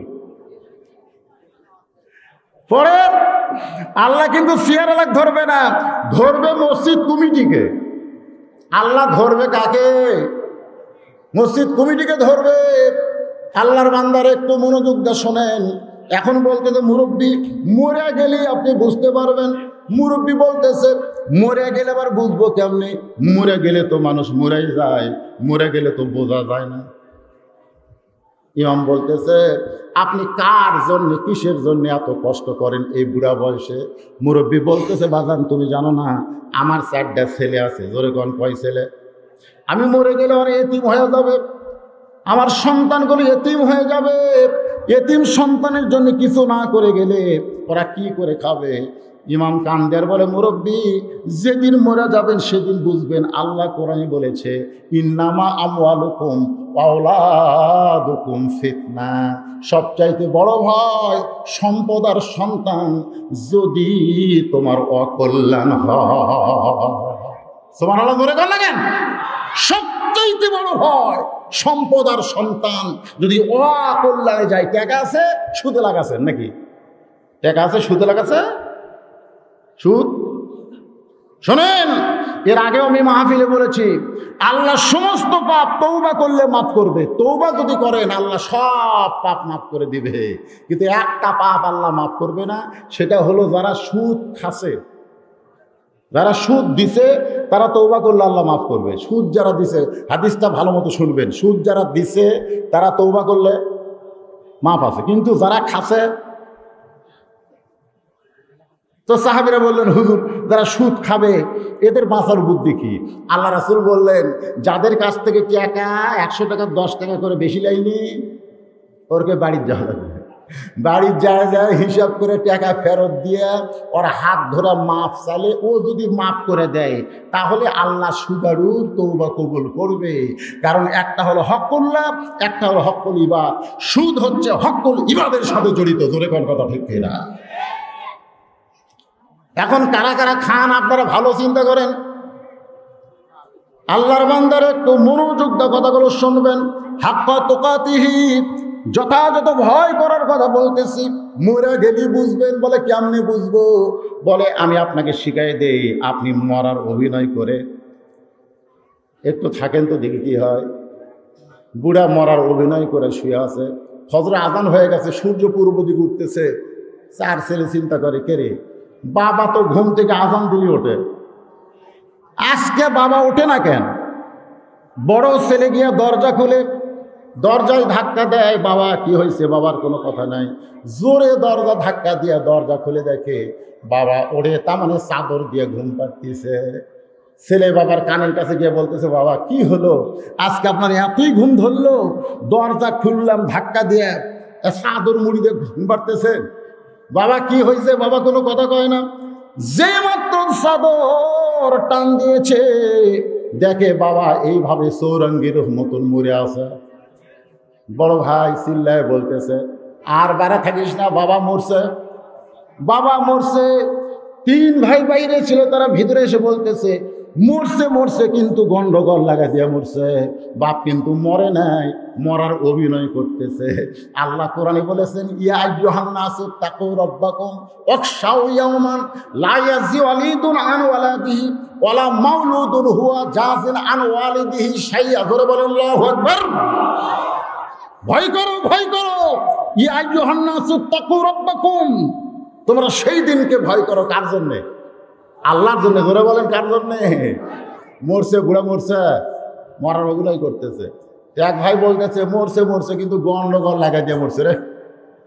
আর এক ভাই বলে কিসের গন্ডগোল? বলে জমি কিনা লাগতো 40 বিঘা, আমরা 10 বিঘা করে পাইতাম, কিন্তু বুড়া 39 বিঘা জমি কিনাই মরে গেল। কে বুড়া মরবো? মর, 1 বিঘা কিনা দিয়াই মর, আমরা 10 বিঘা করে পাইতাম। আর এক ভাই বলতেছে জমির দিক দিয়ে গন্ডগোল লাগাচ্ছে বুড়া, ঘরের দিক দিয়েও লাগাইছে। ঘর বানার লাগতো 8টা, আমরা 2টা করে পাইতাম, কিন্তু বুড়ার বেটা ঘর বানাচ্ছে 7টা। কে বুড়া মরবো মর, আর একটা ঘর বানিয়ে দেই মর। তখন বড় ছেলে বলতেছে আর কান্দা লাভ নেই, আর জমিও পাওয়া যাবে না, ঘরও পাওয়া যাবে না। বুড়া খালি চোখ মিটিমিটি করার চিন্তা করে, আমি মরে গেছি এই জন্য এদের কোনো চিন্তা নাই। এদের চিন্তা হলো জমি আর ঘরে। কিছুক্ষণ পর এক ভাই বলতেছে, যেই ঘরে মুরব্বী মরছে, বুড়ার বেটা মরছে, এই ঘর তোমরা কার ভাগে দিবা? কার ভাগে দিবা? ছোট জন বলতেছে, আপনি বড় ভাই, আপনার ভাগে এই ঘর দিবার চাই। বড় ছেলে বলতেছে, আমার ভাগে যদি এই ঘর দাও, তাহলে মরা লাশ আমি বেশিক্ষণ ঘরের মধ্যে রাখবো না, কারণ বৌসল নিয়ে থাকা লাগবে। লাশ বেশিক্ষণ থাকলে ঘর দোসঙ্গা হবে, বেশিক্ষণ লাশ রাখা যাবে না। বলে লাশটা তো বের করা লাগবে, বের করতে গেলে দরজা কাটা লাগবে। মেজো ভাই বলতেছে, দরজার দাম জানিস? তুই যে বললি দরজা কাটা লাগবে, দরজার দাম জানিস? এই দরজার দাম কত রে? আমরা দরজা কাটবো না, বুড়া মরার আগে দরজা দেখা মরা উচিত ছিল। কে দরজা আটো আর বুড়া অবসর হয়ে বলো? দরকার হলে আমরা বুড়ার হাত পাও ভাঙ্গা সোজা করবো, কেউ তো দেখেনি। আমরাই চার ভাই হাত পাও ভাঙ্গা সোজা করে বুড়াকে এই দরজা দিয়ে এবার করবার চাই। চার ভাই একজোট, জোরে কোন চার ভাই কি একজোট বোঝেন না? চার ভাই এখন একজোট হচ্ছে, একজোট হয়ে বুড়ার হাত পাও ভাঙ্গার জন্য কেবল আসতেছে। বুড়া মনে মনে করে, আল্লাহ, মানুষ মরলে আজরাইল দেখবে একটা, মানুষ যখন আসল মরবে তখন আজরাইল কয়টা? কিন্তু মরার অভিনয় করে না, আজরাইল দেখতেছি চারটে। আর অভিনয় করা যাবে না। কেউ যদি অভিনয় করি, আমার বাড়ি তৈরি করার সন্তানগুলো যারা সন্তানদেরকে আজে বাজে শিক্ষা দিয়ে মানুষ বানাচ্ছেন, বাজান তার মরে দেখেন আপনার সন্তান তখন কি করে। আমার এলাকায় একটা ঘটনা ঘটছে কি জানেন? বাবা হার্ট ফেল করে মারা গেছে, একটাই ছেলে। মা দৌড়ে গিয়ে ছেলের দরজায় ডাকতেছে, বাজান তোর আব্বা তো মারা গেছে রে, আয়। ছেলে দৌড়, বাবার কথা শুনে দৌড়ে ঘরের দরজা যাই, ব্রেক করছে। মা বলতেছে বাবার কাছে যা। তখন বলতেছে, মা আমাকে ভয় লাগতেছে। তো মা কয়, কিসের ভয়? ছেলে বলতেছে, গভীর রাত্রে পেশাব লাগছিল, তো পেশাব করে পানি লেইনি মা, এখন এই নাপাক অবস্থায় বাবার কাছে কেমনে যাই? মা বলতেছে, তাহলে গোসল কর। ছেলে বলতেছে, শীতের ঠেলায় ওই জায়গাতে পানি ঠেকাইনি, আর গোসল করব? মা কয়, হায় হায় হায়, এটা মানুষ না জানোয়ার রে, কিন্তু তোর বাপ মোর ফের তুই কিছুই করবি না। ছেলে বলতেছে, মা ইন্নাল্লাহা মা সাবিরিন, একটু ধৈর্য ধরেন, দেখেন খালি সকাল হবা দেন, আমার বাপক জান্নাত থুই আসার দায়িত্ব আমার নেই। মা কয়, কিভাবে? খালি সকালটা হবার দেন। যেই সকাল হয়েছে, মার্কাতুল উলুম মাদ্রাসার দৌড়। হুজুর জীবনেই মাদ্রাসাতে আসে না, সারা জীবন মাদ্রাসার বিরুদ্ধে কথা কয়। মৌলবীরা দেশ খেলো, জোরে কোন কথা ঠিক কিনা? আজকে হুজুর মাদ্রাসার মোহতামে বের হয়ে বলতে, কি হয়েছে বাবা? বলে, আমার আব্বা মারা গেছে, আপনি গ্রুপ নিয়ে আসেন, আপনার গ্রুপ নিয়ে আপনি আসেন, এক খতম কোরআন পড়ে আমার বাবাকে একটু জান্নাতে থুয়ে আসে। হুজুর বলতেছে, আসতেছি বাবা, আসতেছি, তুমি যাও, বিছনা পাটি সব বিছাও, আমরা আসতেছি। হুজুরের এক গ্রুপ, জোরে কোন হুজুরা কি? তাই বলে মাদ্রাসার গ্রুপ না, মাদ্রাসা করা হলো এইরকম গ্রুপ ভাঙ্গার জন্যে। আগে আমাদের বাংলাদেশে এরকম মুন্সি গ্রুপ ছিল, জোরে কোন কথা ঠিক কিনা? কেউ মল্লি, ওরা গোটা এলাকা চুক্তিলে মল্লি, ওরাই 10 জন যায় 3 পারা করে ভাগ করে লে, ঝুঁকে ঝুঁকে ঝুঁকে ঝুঁকে 30 পারা যে আছে, রব্বানা যালামনা, আল্লাহ কয় মরা মানুষের জন্য কোরআন নাজিল করছি। হ্যাঁ, এই 10 মুন্সি এই মরে গেছে, তার লাশের কাছে এক খতম কোরআন পড়ে রব্বানা যালামনা। তোদের কারণে কোরআন শিক্ষা বন্ধ হয়ে যাবে, জনগণ কোরআন পড়বে না। কোরআন মৃত মানুষের জন্য আসে নাই, কোরআন হলো জীবন্ত মানুষের হেদায়েতের খোরাক। জোরে বলেন কথা ঠিক কিনা? আয় হায় হায়, বাংলাদেশের কোনো মওলানা আপনাদেরকে এই ফতোয়া দিতে পারবে না যে মরা মানুষকে কোরআন পড়া শোনান যাবে। মানুষ মরে গেলে তাকে কোরআন শোনায় কোনো লাভ নেই, কোরআন শোনাতে হবে জীবন্ত মানুষকে। ধরে কোন কথা ঠিক কিনা? আল্লাহর বান্দারা, যে 4 ভাই আসতেছে, বুড়াতে এরকম করে মরে আছে। আমার দিকে দেখেন, একটু দেখেন, 2-1টা দেখাও না, খালি হাত, খালি এই যে হাত লড় আছে, আপনার কোন তো ওই 4 জন ঘরের মধ্যে থাকবি? এক দৌড়, হায় হায় হায় হায়, কুমুর ফাঁস হয়ে গেল রে, আমরা কি করলাম, এই তো সব শুনছে। বুড়া ছেলেদের কোনো গাল না দিয়ে সরাসরি চলে গেছে ইমামের বাড়ি। হুজুর, জুমার নামাজ বাদ দিয়ে আমি জমির আল কাটছি যাদের জন্য, উন্নতির জন্যে, তার আমার হাত পাও ভাঙবে কিন্তু দরজা কাটবে না। ইমাম সাহেব আল্লাহর কোরআন বের করে বলতেছে, দেখেন আল্লাহ কোরআনে কি বলেছে, ইয়া আইয়ুহান নাসু তাকু রাব্বাকুম ওয়াখশাউ ইয়াওমান লা ইয়াযলিদুন আন ওয়ালাদিহি, তোমরা সেই দিনকে ভয় করো যেদিন পিতা পুত্রকে চিনবে না, পুত্র তার পিতাকে চিনবে না। এখন আপনারা বলেন আমাদের সকলের সামনে সেই দিন আছে না নাই? জোরে করে আছে না নাই? তাহলে এখন আপনাদের কাছে আমার প্রশ্ন হলো, আপনারা মরার আগে ভালো হবেন না মরার পরে সোজা হবেন? মরার আগে কারা কারা ভালো হবেন? এই ছেলেরা তারা টানায় আছো, সবাই হাত তুলে আল্লাহকে দেখাও। মরার আগে কারা কারা ভালো হবেন? হাত তোলেন, তোলেন, টান টান করে তোলেন। লিল্লাহে তাকবীর। হাত নামান। মরার পরে কারা কারা সোজা হবেন? মরার পরে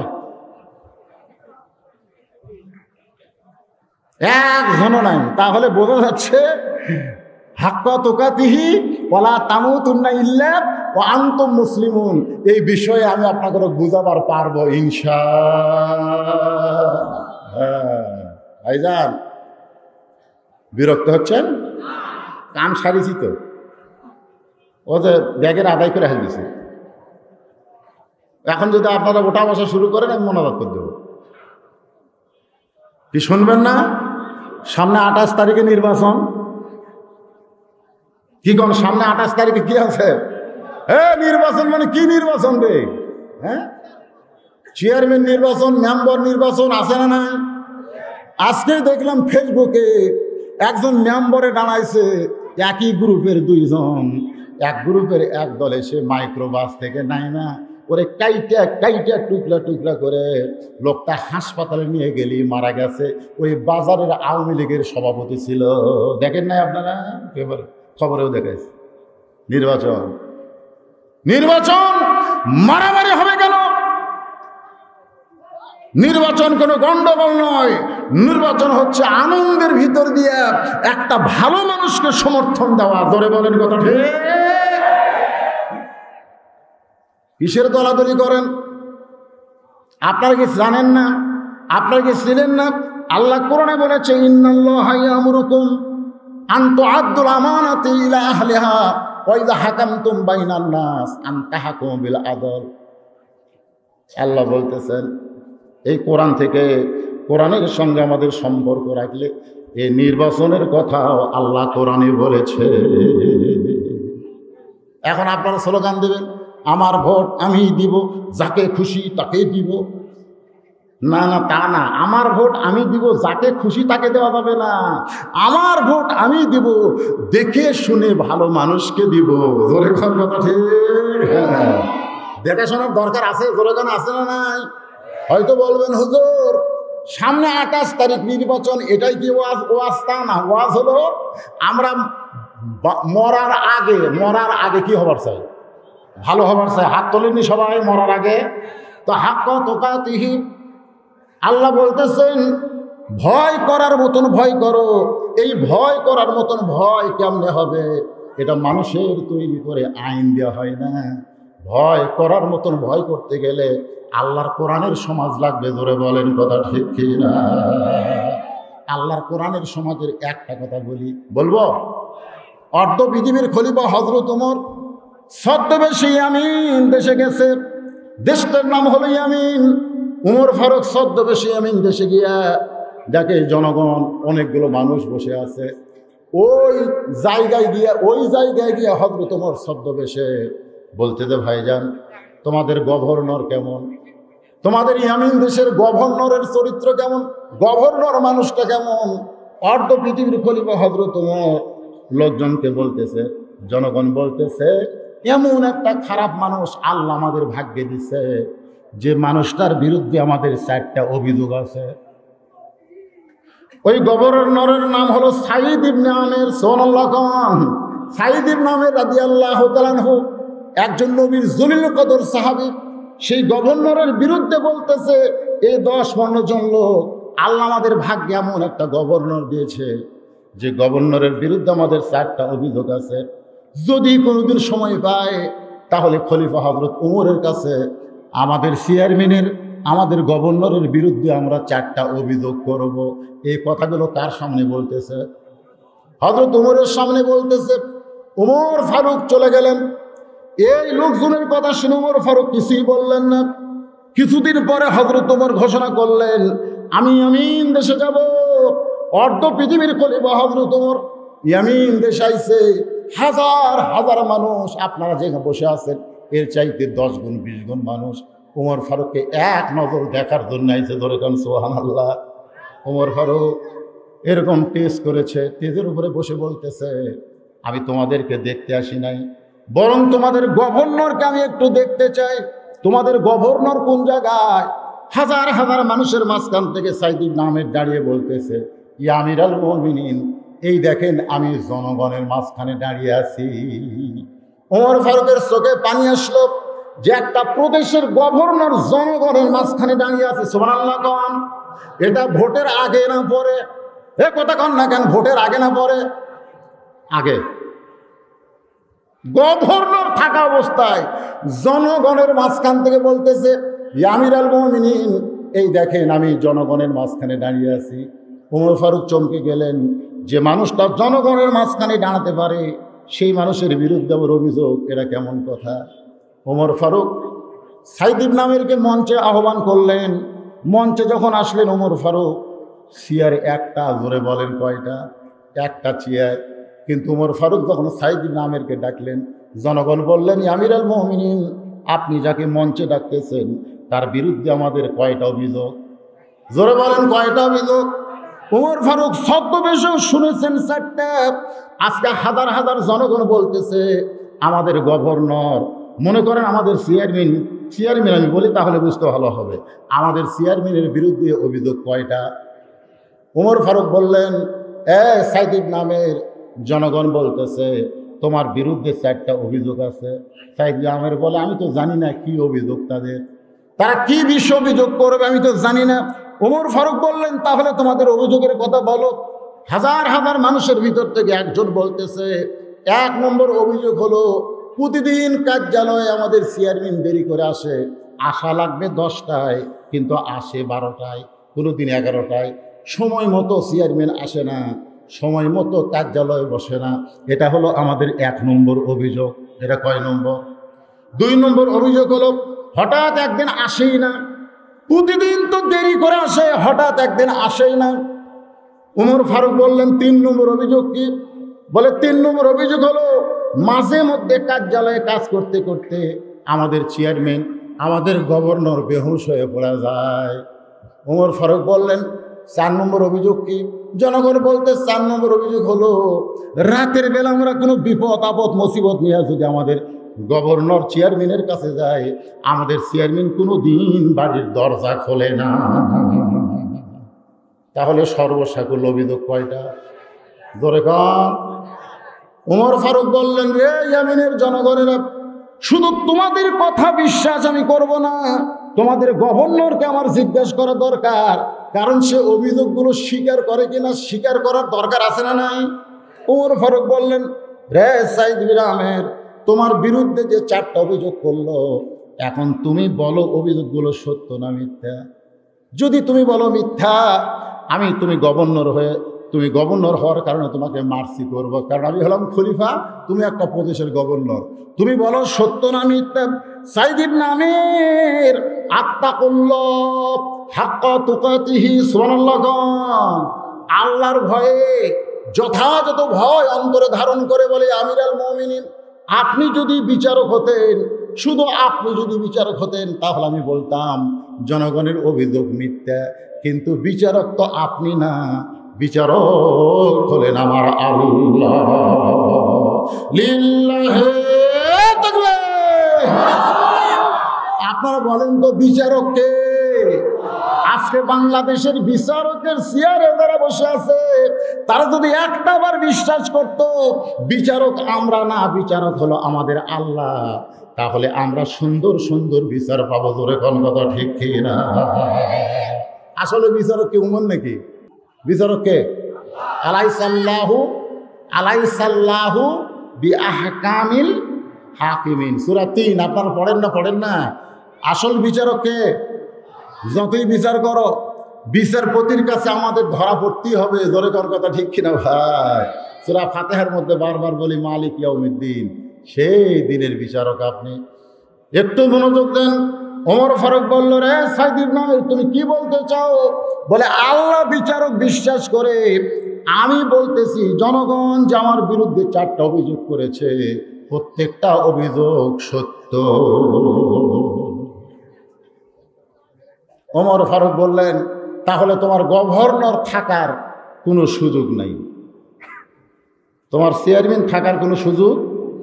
জনগণ সমর্থনে তোমাকে চেয়ারম্যান করা হয়েছিল, তোমাকে গভর্নর করা হয়েছিল। অভিযোগগুলো সত্য যদি তুমি স্বীকার করো, তাহলে তোমার এই চেয়ারে থাকার আর কোনো সুযোগ নাই। সাইদ ইবনে আমির বললেন, অভিযোগ করেছে, আমিও সত্য বলেছি, কিন্তু অভিযোগগুলো কি খণ্ডন করা যাবে? ওমর ফারুক বললেন, তাহলে 1 নম্বর অভিযোগ, প্রতিদিন কার্যালয়ে দেরি করে আসো কেন? সাইদ ইবনে আমির বলতেছে, আমির আল মুমিনিন, প্রতিদিন কার্যালয়ে দেরি করে আসার কারণ হলো আমি এমন একটা মেয়েকে বিয়ে করেছি যে মেয়ের বাবা চৌরাস্তার মোড়ে কাঁদতেছিল। মেয়ের বাবার কান্না দেখে আমি গিয়ে বললাম যুবক বয়সে, ও মুরব্বী আপনি কান্দেন কেন? বলে, আল্লাহ আমাকে একটা কন্যা সন্তান দিয়েছে। আমি মুরব্বীর হাত ধরে বললাম, আপনি কি নবীর হাদিস শোনেন নাই যে একটা কন্যা সন্তানের বাবা সে একটা জান্নাতের মালিক? জোরে গান সুবহানাল্লাহ। তাহলে আপনি কন্যার বাবা হয়ে কান্দেন কেন? মুরব্বী বলতেছে, আল্লাহ আমাকে যে কন্যা দিয়েছে সে কন্যা এখন যুবতী হয়ে গেছে, এখন যুবতী কন্যাকে বিয়ে দেওয়া লাগবে। কিন্তু বিয়ে কে করবে? সাইদ ইবনে আমির বলে, কেন বিয়ে করবে না? আপনার মেয়ের সমস্যা কি? বলে, 1 নম্বর সমস্যা হলো আমার মেয়ের 2টা হাত লুলা, প্যারালাইসিস হলে যেরকম হয় 2টা হাত লুলা। 2 নম্বর সমস্যা হলো আমার মেয়ের 2টা পা লুলা, মানে হাতও লুলা পাও লুলা। আমার মেয়ে হাত লুলা পাও লুলা, এরকম লুলা পঙ্গু মেয়েকে খিয়া বিয়া করবে? এজন্য চৌরাস্তার মোড়ে কাঁদতেছে। আমার কান্না দেখে যদি কারো দয়া হয়, সাইদ ইবনে আমির বলে, আমির আল মুমিনিন, ওই মুরব্বীর চোখের পানি মুছে দিয়া তার পঙ্গু লুলা মেয়েটাকে আমি বিয়ে করেছি, কিন্তু সে পঙ্গু লুলা হতে পারে কিন্তু পেট ভালো আছে। সুবহানাল্লাহ। আজকে 5 বছরে আল্লাহ আমার ঘরে 3টা সন্তান দিয়েছে। আর সুবহানাল্লাহ করলেন না? মানে হাতটাও পঙ্গু হলে কি হবে? পেটও কি পঙ্গু? পেট পঙ্গু? ও আমার সঙ্গে একটা অন্ধ হাফেজ থাকতো আগে। অনেকে বলে, হুজুর ও চোখে দেখেন। আমি তখন বলি, না, অন্ধ কিন্তু 2 চোখে দেখে না, 30 পারা কোরআন শুনে শুনে মুখস্থ করছে। এ অন্ধ আবার বিয়া করছে। তখন একজন বলতেছে, অন্ধ মানুষ বিয়া করলো দেখে কেমনে? কিন্তু পাগলা দেখা লাগে, কত জায়গা দেখা লাগে না, এমনি হয়, ধরে খান হয়, কে হয় না। তো পেট যদি ভালো থাকে তাহলে হাত পাও লুলা হলে কি হবে? 5 বছরে 3টা সন্তানের মা হয়েছে। এখন কি করব?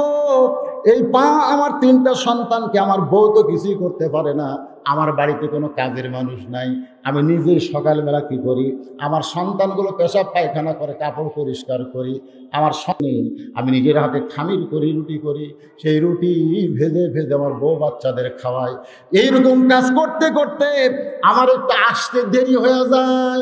হাজার হাজার জনগণ কান্দের বলে, আমির আল মুমিনিন, আমাদের প্রধানমন্ত্রী, আমাদের চেয়ারম্যান, আমাদের গভর্নর, এইরকম বাড়িতে বিপদ আমরা কেউ জানতাম না। যদি আমরা জানতাম তাহলে কার্যালয়ে দেরি করে আসে এই অভিযোগ কোনোদিন আমরা করতাম না। সুবহানাল্লাহ বলে গান। ওমর ফারুক বলে, সাইদ ইবনে আমির, 1 নম্বর থেকে তুমি বাঁচা গেলে, 2 নম্বর তুমি হঠাৎ যে একদিন আসোই না, তার মানে তুমি হঠাৎ কেন একদিন আসো না? সাইদ ইবনে আমির বলতেছে, আমির আল মুমিনিন, এই যে আপনি আমার পরনে কাপড় দেখতেছেন, এই একটা মাত্র কাপড় ছাড়া আমার আর কোনো কাপড় নাই যে কাপড় পরে জনগণের মাঝখানে আসা যায়। কি মনে করতেছেন কাপড় আরো আছে, কিন্তু সেই কাপড় পরে জনগণের মাঝখানে আসা যায় না। এই একটা মাত্র কাপড়, সেই কাপড় পরে আমি জনগণের মাঝখানে আসি, কার্যালয়ে আসি। কিন্তু মাসে একদিন আমি বাজার করি, মাসে একদিন বাজার করি। ওই বাজার করতে গিয়ে আমার কিন্তু সময় যায়, আর আসার পরে এই কাপড়টুকু আমি পরিষ্কার করি। এখন ভিজা কাপড় পরে কার্যালয়ে কেমনে আসি? এই ভিজা কাপড়, মোটা কাপড় শুকাইতে শুকাইতে আমার সেদিন আর কার্যালয়ে আসা হয় না। সমস্ত জনগণ কান্দের বলে আমিরাল মুমিনিন, আমাদের একটা প্রদেশের গভর্নরের মাত্র একটা কাপড়, আর মাসে একদিন বাজার করে, আর সেই কাপড় পরিষ্কার করতে গিয়া ভিজাই শুকাই না, আর সেই জন্য কার্যালয়ে আসে না। এটা যদি আমরা জানতাম তাহলে মাঝে মাঝে একদিন আসে না, আমরা এই 2 নম্বর অভিযোগ কোনোদিন আপনার কাছে করতাম না। আমরা সর্বসাকুল্যে 2 নম্বর কহিদ্র করে নিলাম। ওমর ফারুক বললেন সাইদিব নামের ভালোই তো, কিন্তু 3 নম্বর অভিযোগ, হঠাৎ কার্যালয়ে কানতে কানতে তুমি বেহুশ হয়ে পড়ে যাও। তোমার কি মির্কি ব্যারাম আছে? তুমি হঠাৎ কার্যালয়ে কেন বেহুশ হয়ে পড়ে যাও? কারণ আল্লাহ রাসূল বলেছেন, কোনো পুরুষ মানুষ সে যত বড় আলেম হোক না কেন, সে যদি মির্কি ব্যারামওয়ালা হয় তাহলে মসজিদের ইমাম হওয়ার যোগ্য নয়। আমার কথা কি খেয়াল করছেন? সে যত বড় দাওরা হোক, হাফেজ হোক আর টাইটেল হোক, তার যদি মির্গি ব্যারাম থাকে সে মসজিদের ইমাম হওয়ার যোগ্য নয়। কারণ হঠাৎ যদি কোনোদিন নামাজের মধ্যেই এই ব্যারাম শুরু হয়, এটা তো হঠাৎ হয়, হঠাৎ হয় না? দেখবেন হঠাৎ একটা ভালো মানুষ যায়, এর নাম কি ব্যারাম? মির্গি ব্যারাম। আপনাকে এলাকাতে এরকম রুগী আছে না নাই? তো তোমার কি মির্গি ব্যারাম নাকি? তুমি হঠাৎ কার্যালয়ে কানতে কানতে বেহুশ হয়ে যাও। সাইদ ইবনে আমের বলে আমিরুল মুমিনিন, আমি কার্যালয়ে কানতে কানতে বেহুশ হয়ে যাই, এটা আমার জীবনের সবচাইতে একটা করুণ ঘটনা। করুণ ঘটনা। আমার মনে হয় আপনারা শুনলে কেউ সহ্য করতে পারবেন না। ওমর ফারুক বললেন, যতই করুণ ঘটনা হোক না কেন, তোমার অভিযোগ করার জন্য তোমাকে বলতেই হবে। সাইদ ইবনে আমের বলে, তাহলে শোনেন, আমি যখন কাফের ছিলাম, ওই সময় মক্কার কাফেরদের নেতার নাম হলো আবু সুফিয়ান। জোরে বলেন নাম কি? আবু সুফিয়ান একদিন অনেকগুলো নেতাকে ঘরের মধ্যে নিয়ে বলতেছে, মুসলমান মদিনায় গিয়া তো বসে নাই, বদর যুদ্ধে আমাদের মুসলমানের সঙ্গে পরাজয় হলো, মুসলমান মদিনাকে রাষ্ট্র করলো, এই মুসলমানের কাছ থেকে মদিনা কায়দা নিতে কি করা লাগবে? তখন কিছু মুরব্বীরা বলতেছে, মুরব্বীর মধ্যে একজন শয়তান মুরব্বী বলতেছে, মুসলমান থেকে মদিনা যদি কায়দা নিবার চাও, মুসলমানের কাছ থেকে আল্লাহর কোরআনকে কায়দা নিতে হবে। মুসলমানের কাছ থেকে কোরআন কায়দা নিলে নামে মুসলমান থাকবে, কিন্তু আত্তাকুল্লাহ হাক্কা তুকাতিহি তাদের থাকবে না। তো কিভাবে? সাইদির নামের বলতেছে, আমি তখন কাফের যুবক, ওই অবস্থায় আমাদের নেতা আবু সুফিয়ান বলতেছে, আমাদের কিছু যুবক মুসলমান সাইজা মদিনায় যাইতে হবে, কিছু যুবক মুসলমান সাইজা মদিনায় যাইতে হবে, আল্লাহর নবীর কাছে অভিনয় করা লাগবে। কিভাবে? হুজুর শত শত মুসলমান মক্কায় আছে, কিন্তু তাদেরকে কোরআন শিক্ষা দেওয়ার কোনো হাফেজ নেই। আপনি মেহেরবানি করে যদি একটা হাফেজ দেন, তাহলে আমরা তাদেরকে সসম্মানে মক্কায় নিয়ে গিয়ে আল্লাহর কোরআন শিক্ষা করব। আল্লাহ রাসূল বললেন, খায়রুকুম মান তাআল্লামাল কুরআনা ওয়া আল্লামা। ওই ব্যক্তি হলো পৃথিবীর সবচাইতে সম্মানী, যে কোরআন শিখেছে এবং অপরকে শিখায়। 10 জন কোরআনের হাফেজকে নিয়ে ওই মুসলমান সাজা কাফের যুবকেরা মদিনা থেকে মক্কার দিকে রওনা দিল। আমি নিজের চোখে দেখছি, বীরে মাউন একটা পাহাড়, ওই পাহাড়ের কাছে কাফেররা অস্ত্র নিয়ে ঢুকেছিল। যেই মাত্র 10টা কোরআনের হাফেজ আইছে, সঙ্গে সঙ্গে কোরআনকে পৃথিবী থেকে তুলে দেওয়ার জন্যে ওরা অতর্কিত আক্রমণ শুরু করেছে। সাইদ ইবনে আমের বলে, ইয়া আমিরুল মুমিনিন, আমি তখন কাফের ছিলাম, শোনেন কেন আমি কার্যালয়ে বেহুশ হয়ে পড়ে যাই। ওই ঘটনাটা একটু শোনেন। সমস্ত লোক স্থ হয়ে আছে। ওমর ফারুক বলতেছে, বলো। সাইদ ইবনে আমের বলে, ওই 10 জন মুসলমান কোরআনের হাফেজের মধ্যে 9 জনকে কাফেরেরা ওখানে হত্যা করেছে। 9 জনকে হত্যা করেছে, কিন্তু একজনকে হত্যা করতে পারে নাই। তার নাম হলো খুবাইব ইবনে আদি। তার নাম কি? হযরত খুবাইব ইবনে আদি। তিনি পাহাড়ের চূড়ায় গেলেন। আবু সুফিয়ান শর্ত দিল, সবাইকে হত্যা করেছি, কিন্তু তোমাকে হত্যা করব না, তুমি নিচে নেমে আসো। কোরআনের হাফেজ বিশ্বাস করে নিচে যখন নেমে আইছে, সাইদ ইবনে আমের বলে, আমাদের নেতা আবু সুফিয়ান মক্কার একটা ময়দানে বিশাল একটা টেজ বানায়া সেই টেজের উপরে কোরআনের হাফেজকে উপস্থাপন করে আমাদেরকে লক্ষ্য করে বলতেছে, রে মক্কার লোকেরা, 10 জনের মধ্যে 9 জনকে হত্যা করা হয়েছে, আর একজনকে তোমাদের সামনে নিয়ে আসা হয়েছে। আমরা তোমাদের সামনে এই কোরআনের হাফেজকে নিয়ে একটু খেলা খেলতে চাই। সাইদ ইবনে আমের বলে, আমি তখন কাফের ছিলাম, ওই কাফের অবস্থায় খেলা দেখার জন্য দাঁড়িয়ে আছি। আবু সুফিয়ান বলতেছে, রে কোরআনের হাফেজ, তোমার সঙ্গী 9 জনকে হত্যা করা হয়েছে, এখন তোমাকে হত্যা করা হবে। তবে আমি যখন শর্ত দিয়ে তোমাকে পাহাড়ের চূড়া থেকে নিচে নাইমে আনছি, আমি বলতেছি তোমাকে হত্যা করা হবে না, তুমি খালি একটা বারের জন্য বলো মুহাম্মাদের ধর্ম নিফাত যাক, ইসলাম নিফাত যাক। খালি একটা বারের জন্য যদি বলো মুহাম্মাদের ধর্ম ইসলাম নিফাত যাক, তাহলে আমরা তোমাকে ছেড়ে দিব। সাইদ ইবনে আমের বলতেছে, ইয়া আমিরাল মুমিনিন, আমি কাফের অবস্থায় মনে করলাম বাঁচার জন্য হয়তো বলবে, কিন্তু কোরআনের হাফেজ চিল্লায় বলতেছে, রে কাফের বেঈমানেরা, মুহাম্মাদের ধর্ম নিফাত যাক, মুহাম্মদ নিফাত যাক, এই কথা তো দূরের কথা, কেউ যদি আমাকে বলে আল্লাহ নবীর পায়ে একটা কাঁটা বিদ্ধ হয়েছে, আমি সহ্য করতে পারবো না। সাইদ ইবনে আমের বলে, আমিরাল মুমিনিন, আমি আশ্চর্য হয়ে গেলাম। হাজার হাজার কাফেরের সামনে একজন কোরআনের হাফেজ কেমনে বলতেছে যে আল্লাহ নবীর পায়ে কাঁটা ফুটলে আমি সহ্য করতে পারবো না, কারণ এই কোরআনের সঙ্গে যার সম্পর্ক বেড়ে যাবে, আল্লাহ নবীর সাথে তার সম্পর্ক গাঢ় হবে। ধরে কোন সুবহানাল্লাহ। একবার সাহাবের এসে মা আয়েশাকে বললো না, মা আল্লাহ নবীর সম্পর্কে একটু আমাদের বলেন তো। মা আয়েশা বললেন, এই নবীর সম্পর্কে আমার কাছে শুনতে আইছো কেন? তোমরা কি আল্লাহর কোরআন পড়ো না? বলে, হ্যাঁ পড়ি। তো কোরআন যদি পড়ে থাকো, তাহলে নবীর সম্পর্কে কেন শুনতে আইছো? আজকে শুনে নাও, আল্লাহর কোরআনও যেমন, আল্লাহর নবীও তেমন। সুবহানাল্লাহ। ধরে আপনার কি বিরক্ত হচ্ছেন? হ্যাঁ হু না, আমার ওয়াজ আপনারা বুঝতে পারতেছেন না, বুঝতে পারতেছেন তো? হ্যাঁ হু কোন বাজা কথা কন না কেন?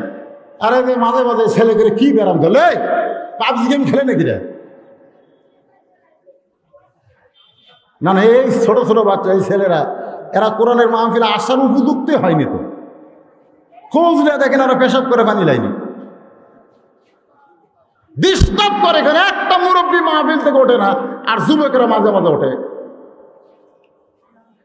আল্লাহ রাসূল বলেছেন, পৃথিবীর সবচাইতে উত্তম জায়গা হলো আল্লাহর ঘর, আর সবচাইতে খারাপ জায়গা হলো হাট বাজার। ধরে কোন কথা ঠিক কিনা? তা হাট বাজারের মধ্যে মাহফিল হলে এইরকমই হলো। মাদ্রাসা থাকলো কোথায়, আর মাহফিল দিছে কোথায়?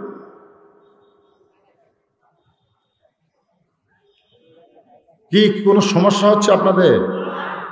সমস্যা হলে আল্লাহুম্মা আমিন, অসুবিধা কি? না, যে কথাটা বলতেছিলাম একটু গুরুত্ব দেওয়া লাগবে। হাক্কা তুকাতিহি, এরপরে আছে লা তামুতুন্না ইল্লা ওয়া আনতুম মুসলিমুন। আপনারা বলেছেন মরার আগে নাকি পরে? মরার আগে। এই জন্য একটু মনোযোগ দিয়ে শোনে। সাইদ ইবনে আমের বলতেছে, আমিরাল মুমিনিন, আবু সুফিয়ান বলতেছে, রে খুবাইব বিন আদি, শোনো, তোমার সঙ্গে 9 জনকে আমরা হত্যা করেছি, তোমাকেও হত্যা করা হবে। এই মুহূর্তে তোমার বর্ণনা কি, তোমার বিবৃতি কি? সাইদ ইবনে আমের বলে, আমি কাফেরের যুবক হয়ে শুনলাম কোরআন হাফেজ বলতেছে, ওয়ালা তাকুলু লিমান ইউকতালু ফি সাবিলিল্লাহি আমওয়াতুন বাল আহইয়াউ ওয়ালাকিন লা তাশউরুন। কি বুঝলেন? কোরআন হাফেজ বলতেছে, রে আবু সুফিয়ান, এ মক্কার কাফের নেতারা, শোনো, তোমরা বলতেছো 9 জনকে হত্যা করেছো, আসলে তোমরা হত্যা করো নাই। আল্লাহ কোরআনে বলেছে, আমার রাস্তায় যাদেরকে হত্যা করা হয় তাদেরকে তোমরা মৃত্যু বলো না, আমি আল্লাহ বলতেছি তারা জীবিত। শুধু জীবিত না, অমর, অমর, তাদের কোনো মৃত্যুই নেই। তাহলে আল্লাহ রাস্তায় যাদের জীবন যায় তাদেরকে মৃত্যু বলতে নিষেধ করছে কে? আবু সুফিয়ান বলতেছে আর তোমাকে বাঁচানো যায় না, কারণ বহু চেষ্টা করলাম, তোমাকে শর্ত দিয়া পাহাড়ের চূড়া থেকে নামাইছি, এখন মরার আগে যদি তোমার কোনো চাহিদা থাকে বলো। সাইদ ইবনে আমের বলে আমিরুল মুমিনিন, কোরআনের হাফেজ বলতেছে আমার চাহিদা হলো আমি 2 রাকাত নামাজ পড়তে চাই। সুবহানাল্লাহ। কয় রাকাত নামাজ পড়বে? 2 রাকাত নামাজ পড়তে চাই। আল্লাহ রাসূল বলেছেন তা'বুদুল্লাহ কান্নাকা তারাহু ফাইন লাম তাকুন তারাহু ফাইন্নাহু ইয়ারাকা। জোরে কান সুবহানাল্লাহ। যদি কেউ আল্লাহর সঙ্গে সাক্ষাৎ করতে চাও তাহলে সেজদায় যাও, সুবহানাল্লাহ। 2 রাকাত নামাজ আদায় করলেন। আদায় করার পরে বলতেছে রে কাফেরেরা, তোমরা হয়তো মনে করবে যে নামাজ দীর্ঘ করলে মৃত্যুর ভয়ে আমি নামাজ দীর্ঘ করতেছি, কিন্তু আমি আজকে নামাজ তাড়াতাড়ি এই জন্যই শেষ করলাম কারণ আমার 9টা বন্ধু জান্নাতে ঘুরতেছে, আমি ওদের সঙ্গী হবার চাই। সাইদ ইবনে আমির বলতেছে আমিরুল মুমিনিন, আমি যদিও কাফের ছিলাম, আশ্চর্য হয়ে গেলাম। আমাদের নেতা আবু সুফিয়ান বলল একে সরাসরি হত্যা করা হবে না, ওদেরকে তো সরাসরি কতল করা হয়েছে, কিন্তু একে সরাসরি হত্যা করা হবে না। এই খুবাইব বিন আদিকে নিয়ে আমরা একটু খেলা করতে চাই।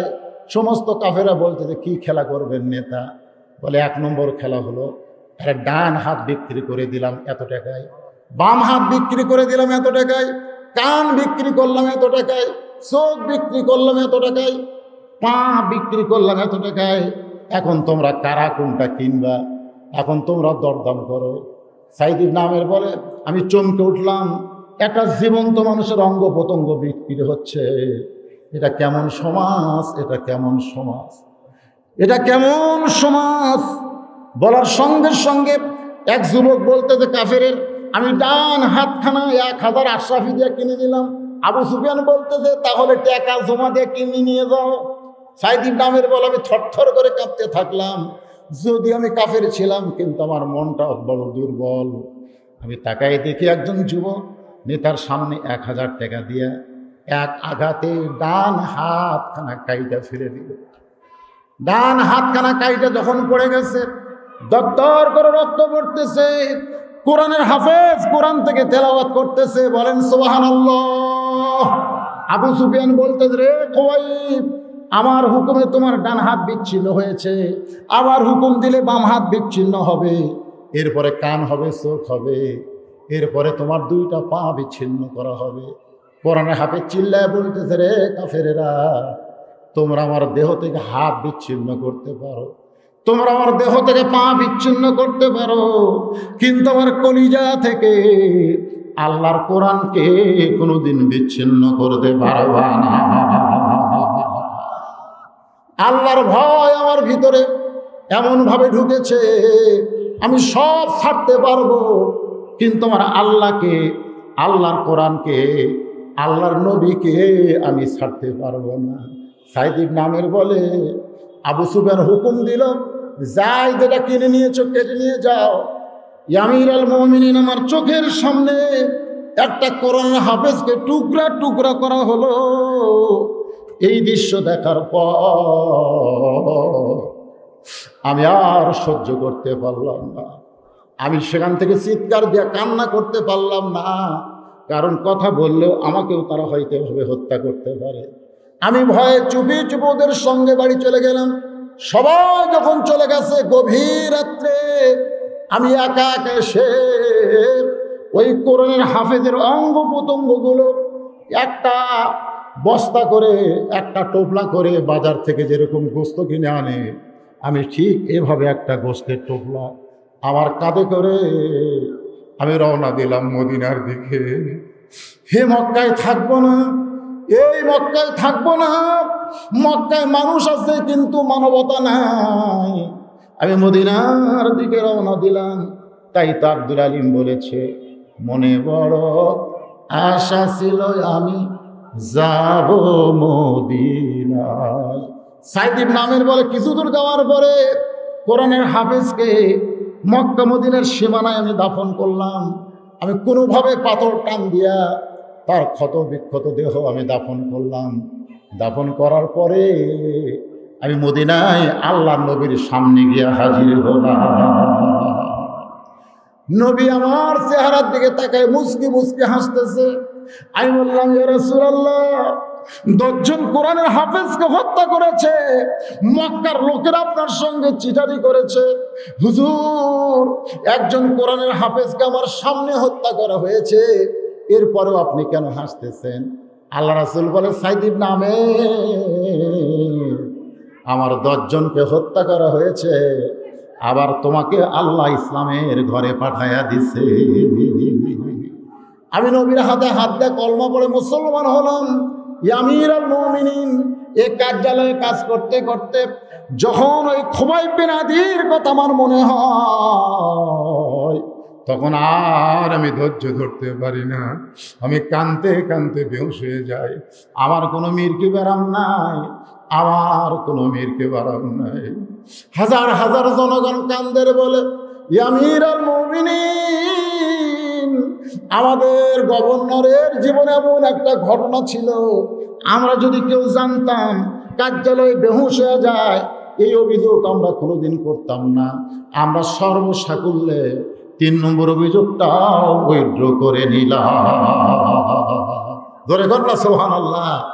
ওমর ফারুক বললেন, সাইদ ইবনে আমির, তোমার 3টা অভিযোগ উইথড্র হয়ে গেল, এখন 4 নম্বর অভিযোগ হলো রাতের বেলা তুমি ঘরের দরজা বন্ধ করে দাও, শত ডাকাডাকি করলেও নাকি তুমি দরজা খোলো না।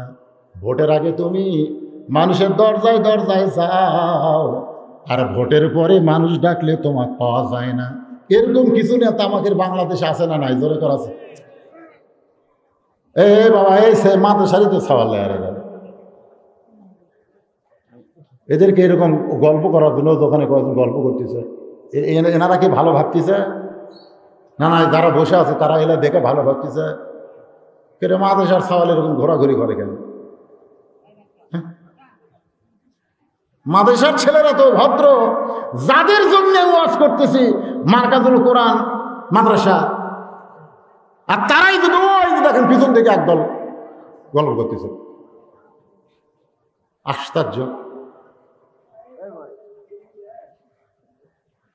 তোমাদের যদি এখানে দরকার না হয়, তোমাদের ওয়াজ শোনার দরকার নাই তো।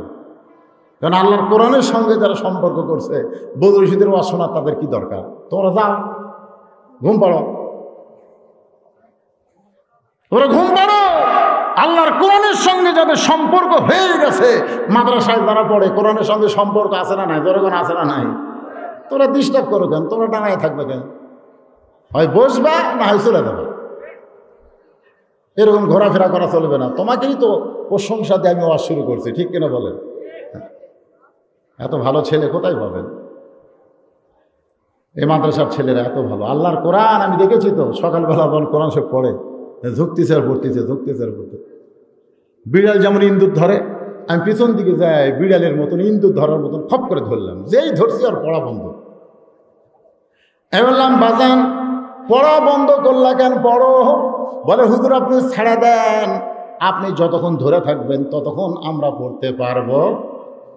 সঙ্গে সঙ্গে আল্লাহর কোরআন আমার সামনে এসে বলতেছে, ইন্নামাল মুমিনুনা আল্লাযীনা ইযা যুকিরাল্লাহু ওয়াজিলাত কুলুবুহুম ওয়া ইযা তুলিয়াত আলাইহিম আয়াতুহু যাদাতুহুম ঈমানাও ওয়া আলা রাব্বিহিম ইয়াতাওয়াক্কালুন। কি বলতেছে? ইযা যুকিরাল্লাহু ওয়াজিলাত কুলুবুহুম, এদের অন্তরের মধ্যে এমন কম্পন সৃষ্টি হয়েছে যে অন্তরের কম্পনে ওদের দেহের মধ্যে কম্পন উঠে গেছে। জোরে করে সুবহান। আল্লাহর বান্দার একটু মনোযোগ দেন। ওমর ফারুক বললেন, রে সাইদ ইবনে আমির, তোমার বিরুদ্ধে 4 নম্বর অভিযোগ হলো রাত্রেবেলা দরজা বন্ধ করে তুমি ঘুমায় যাও, শত ডাকাডাকি করলেও তুমি দরজা খোলো না। অথচ আমি ওমর কোনোদিন রাত্রে ঘুমাই না। সুবহানাল্লাহ কবেন না? হযরত ওমর কি রাত্রে ঘুমাইছে? তার জীবনী পড়ে দেখেন, জীবনী পড়লে আশ্চর্য হয়ে যাবেন, তিনি রাত্রে ঘুমায়নি। একদিন ঘুরতে ঘুরতে দেখে যে তাঁবুর বাইরে একটা পুরুষ মানুষ খালি দৌড়াদৌড়ি করতেছে, একবার ডানে যায় একবার বামে যায়, একবার ডানে যায় একবার বামে যায়। ওর ভর দৌড়ে গিয়ে সালাম দিল, আসসালামু আলাইকুম ভাই, খবর কি? লোকটা বলতেছে, এই মিয়া সালাম দাও। সালাম মানে বুঝো? ওর ফারুক চমকে গেছে, অর্ধ পৃথিবীর খলিফা একটা মানুষকে সালাম দিছে, লোকটা বলতেছে এই মিয়া খালি সালাম দাও, সালামের অর্থ বুঝো? ওমর ফারুক বললেন, সালামের অর্থ হলো আপনি অস্থির হয়ে ঘোরাফেরা করতেছেন, সালাম দিয়ে আল্লাহ যেন আপনার উপর রহমত নাজিল করে, বা আল্লাহ রহমত নাজিল করবে। এই তাঁবুর মধ্যে আমার বউকে নিয়ে অমুক জায়গার শ্বশুর বাড়ি যাচ্ছিলাম, কিন্তু মেয়ে মানুষ পর্দার মধ্যে রাতে যাওয়া পছন্দ করেছি, কারণ ওমর ফারুক যখন কোরআন দিয়ে রাষ্ট্র চলায় তখন দিনেও না রাতেও তাই। যেরকম সুবহানাল্লাহ, আমার গর্ভবতী বউকে নিয়ে আমি যাচ্ছি শ্বশুর বাড়ি, কিন্তু এই মাঝখানে প্রসব বেদনা শুরু হয়ে গেছে। বউটা আমার তাঁবুর মধ্যে কাঁদতেছে, ক্যা ক্যা করতেছে, কিন্তু আমি স্বামী হয়ে কিছুই করতে পারি না, খালি বারে আল্লাহ আল্লাহ করতেছি। ওমর ফারুক বললেন, একটু ধৈর্য ধরো, আমার কাছে ভালো একটা ধাত্রীর খবর আছে। জোরে করে সুবহানাল্লাহ। একটু ধৈর্য ধরো, আমার কাছে ভালো একটা ধাত্রীর খবর আছে। ওমর ফারুক এক দৌড়ে বাড়িতে আসলেন, দরজায় ঠোকা মারতি, বউ দরজা খুলে দিলেন। সুবহানাল্লাহ। বউ মুস্কি মুস্কি হাসতেছে, কে গো প্রতিদিন তাহাজ্জুদের সময় আসেন, আজকে কি বইয়ের কথা মনে হলো নাকি? প্রতিদিন তাহাজ্জুদের সময় বাড়িতে আসেন, আজকে এত আগে কেন আইছেন? ওমর ফারুক বললেন, জান্নাতে যদি যাওয়ার চাও তাড়াতাড়ি জয়তুনের তেল নিয়ে বের হও। সুবহানাল্লাহ। কোন জান্নাতে যদি যাওয়ার চাও তাড়াতাড়ি জয়তুনের তেল আর পানি নিয়ে বের হও। ওমর ফারুকের বউ বলে, জান্নাত কি দুনিয়াতে আছে নাকি? বলে, হ্যাঁ চলো। এবার বউকে সঙ্গে নিয়ে তাঁবুর ওপর দিয়া বউকে ঢুকাই দিছে, আর লোকটাকে বলতে যে ভালো ধাত্রী তাঁবুর মধ্যে ঢুকাই দিছে, কোনো টেনশন করেন না, কোনো টেনশন করা লাগবে না।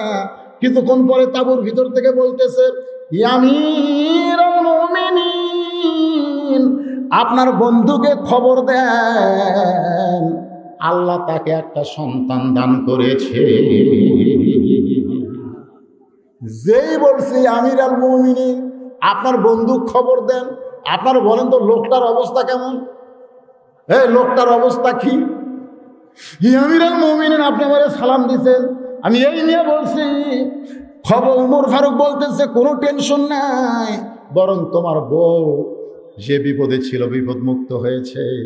যে ওমর রাতের বেলা মানুষের দুঃখ কষ্ট দেখে, আর তারই অধীনে একটা প্রদেশের গভর্নর হয়ে রাতের বেলা তুমি ঘুম পাড়ো, তোমার দরজায় মানুষ ডাকাডাকি করলে তুমি দরজা খোলো না কেন?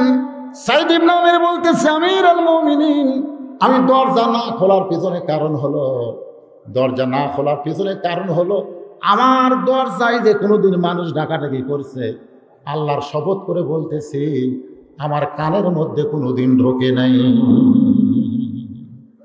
ওমর ফারুক বললেন যে ঘুম কঠিন ধরছে, ডাকাডাকি করলে শুনবে কেমনে? আর সালাত খায়মেন নাও কে তোমাকে চেতন করা লাগবে। সাইদ ইবনে উমর বলে, আমিরুল মুমিনিন, সারাদিন কার্যালয়ে কাজ করি, 5 ওয়াক্ত নামাজ পড়াই, নামাজের মধ্যে ঢুকতে পারি না। রাত্রে যখন বাড়িতে যাই, বউ সন্তানের ঘুমের পর আমি আল্লাহর কোরআন নিয়ে বসে পড়ি। আমি যখন কোরআন তেলাওয়াত করি তখন গোটা পৃথিবী আল্লাহ আমার কাছ থেকে কেড়ে নেয়, আমাকে কোরআনের ভিতরে এমনভাবে ঢুকায় দেয়, এক জগ পানির মধ্যে এক মুষ্টি চিনি ঘন্টন করলে ওই পানির মধ্যে চিনি যেমন বিলীন হয়ে যায়, আমি সাইদ ইবনে উমর আল্লাহর কোরআনের ভিতরে নিজের অস্তিত্বকে হারিয়ে ফেলি। ধরে কোন সুবহানাল্লাহ। কোরআন তেলাওয়াত হলে আমি নামাজের মধ্যে দাঁড়াই। আমিরুল মুমিনিন, আল্লাহর শপথ করে বলতেছি, কোরআন তেলাওয়াত আর নামাজ ছাড়া আমার রাত কোনোদিন যায় না। আমার দরজায় যে কেউ ডাকাডাকি করছে, আমার কানের মধ্যে না ঢুকলে আমি দরজা কেমনি খুলবো?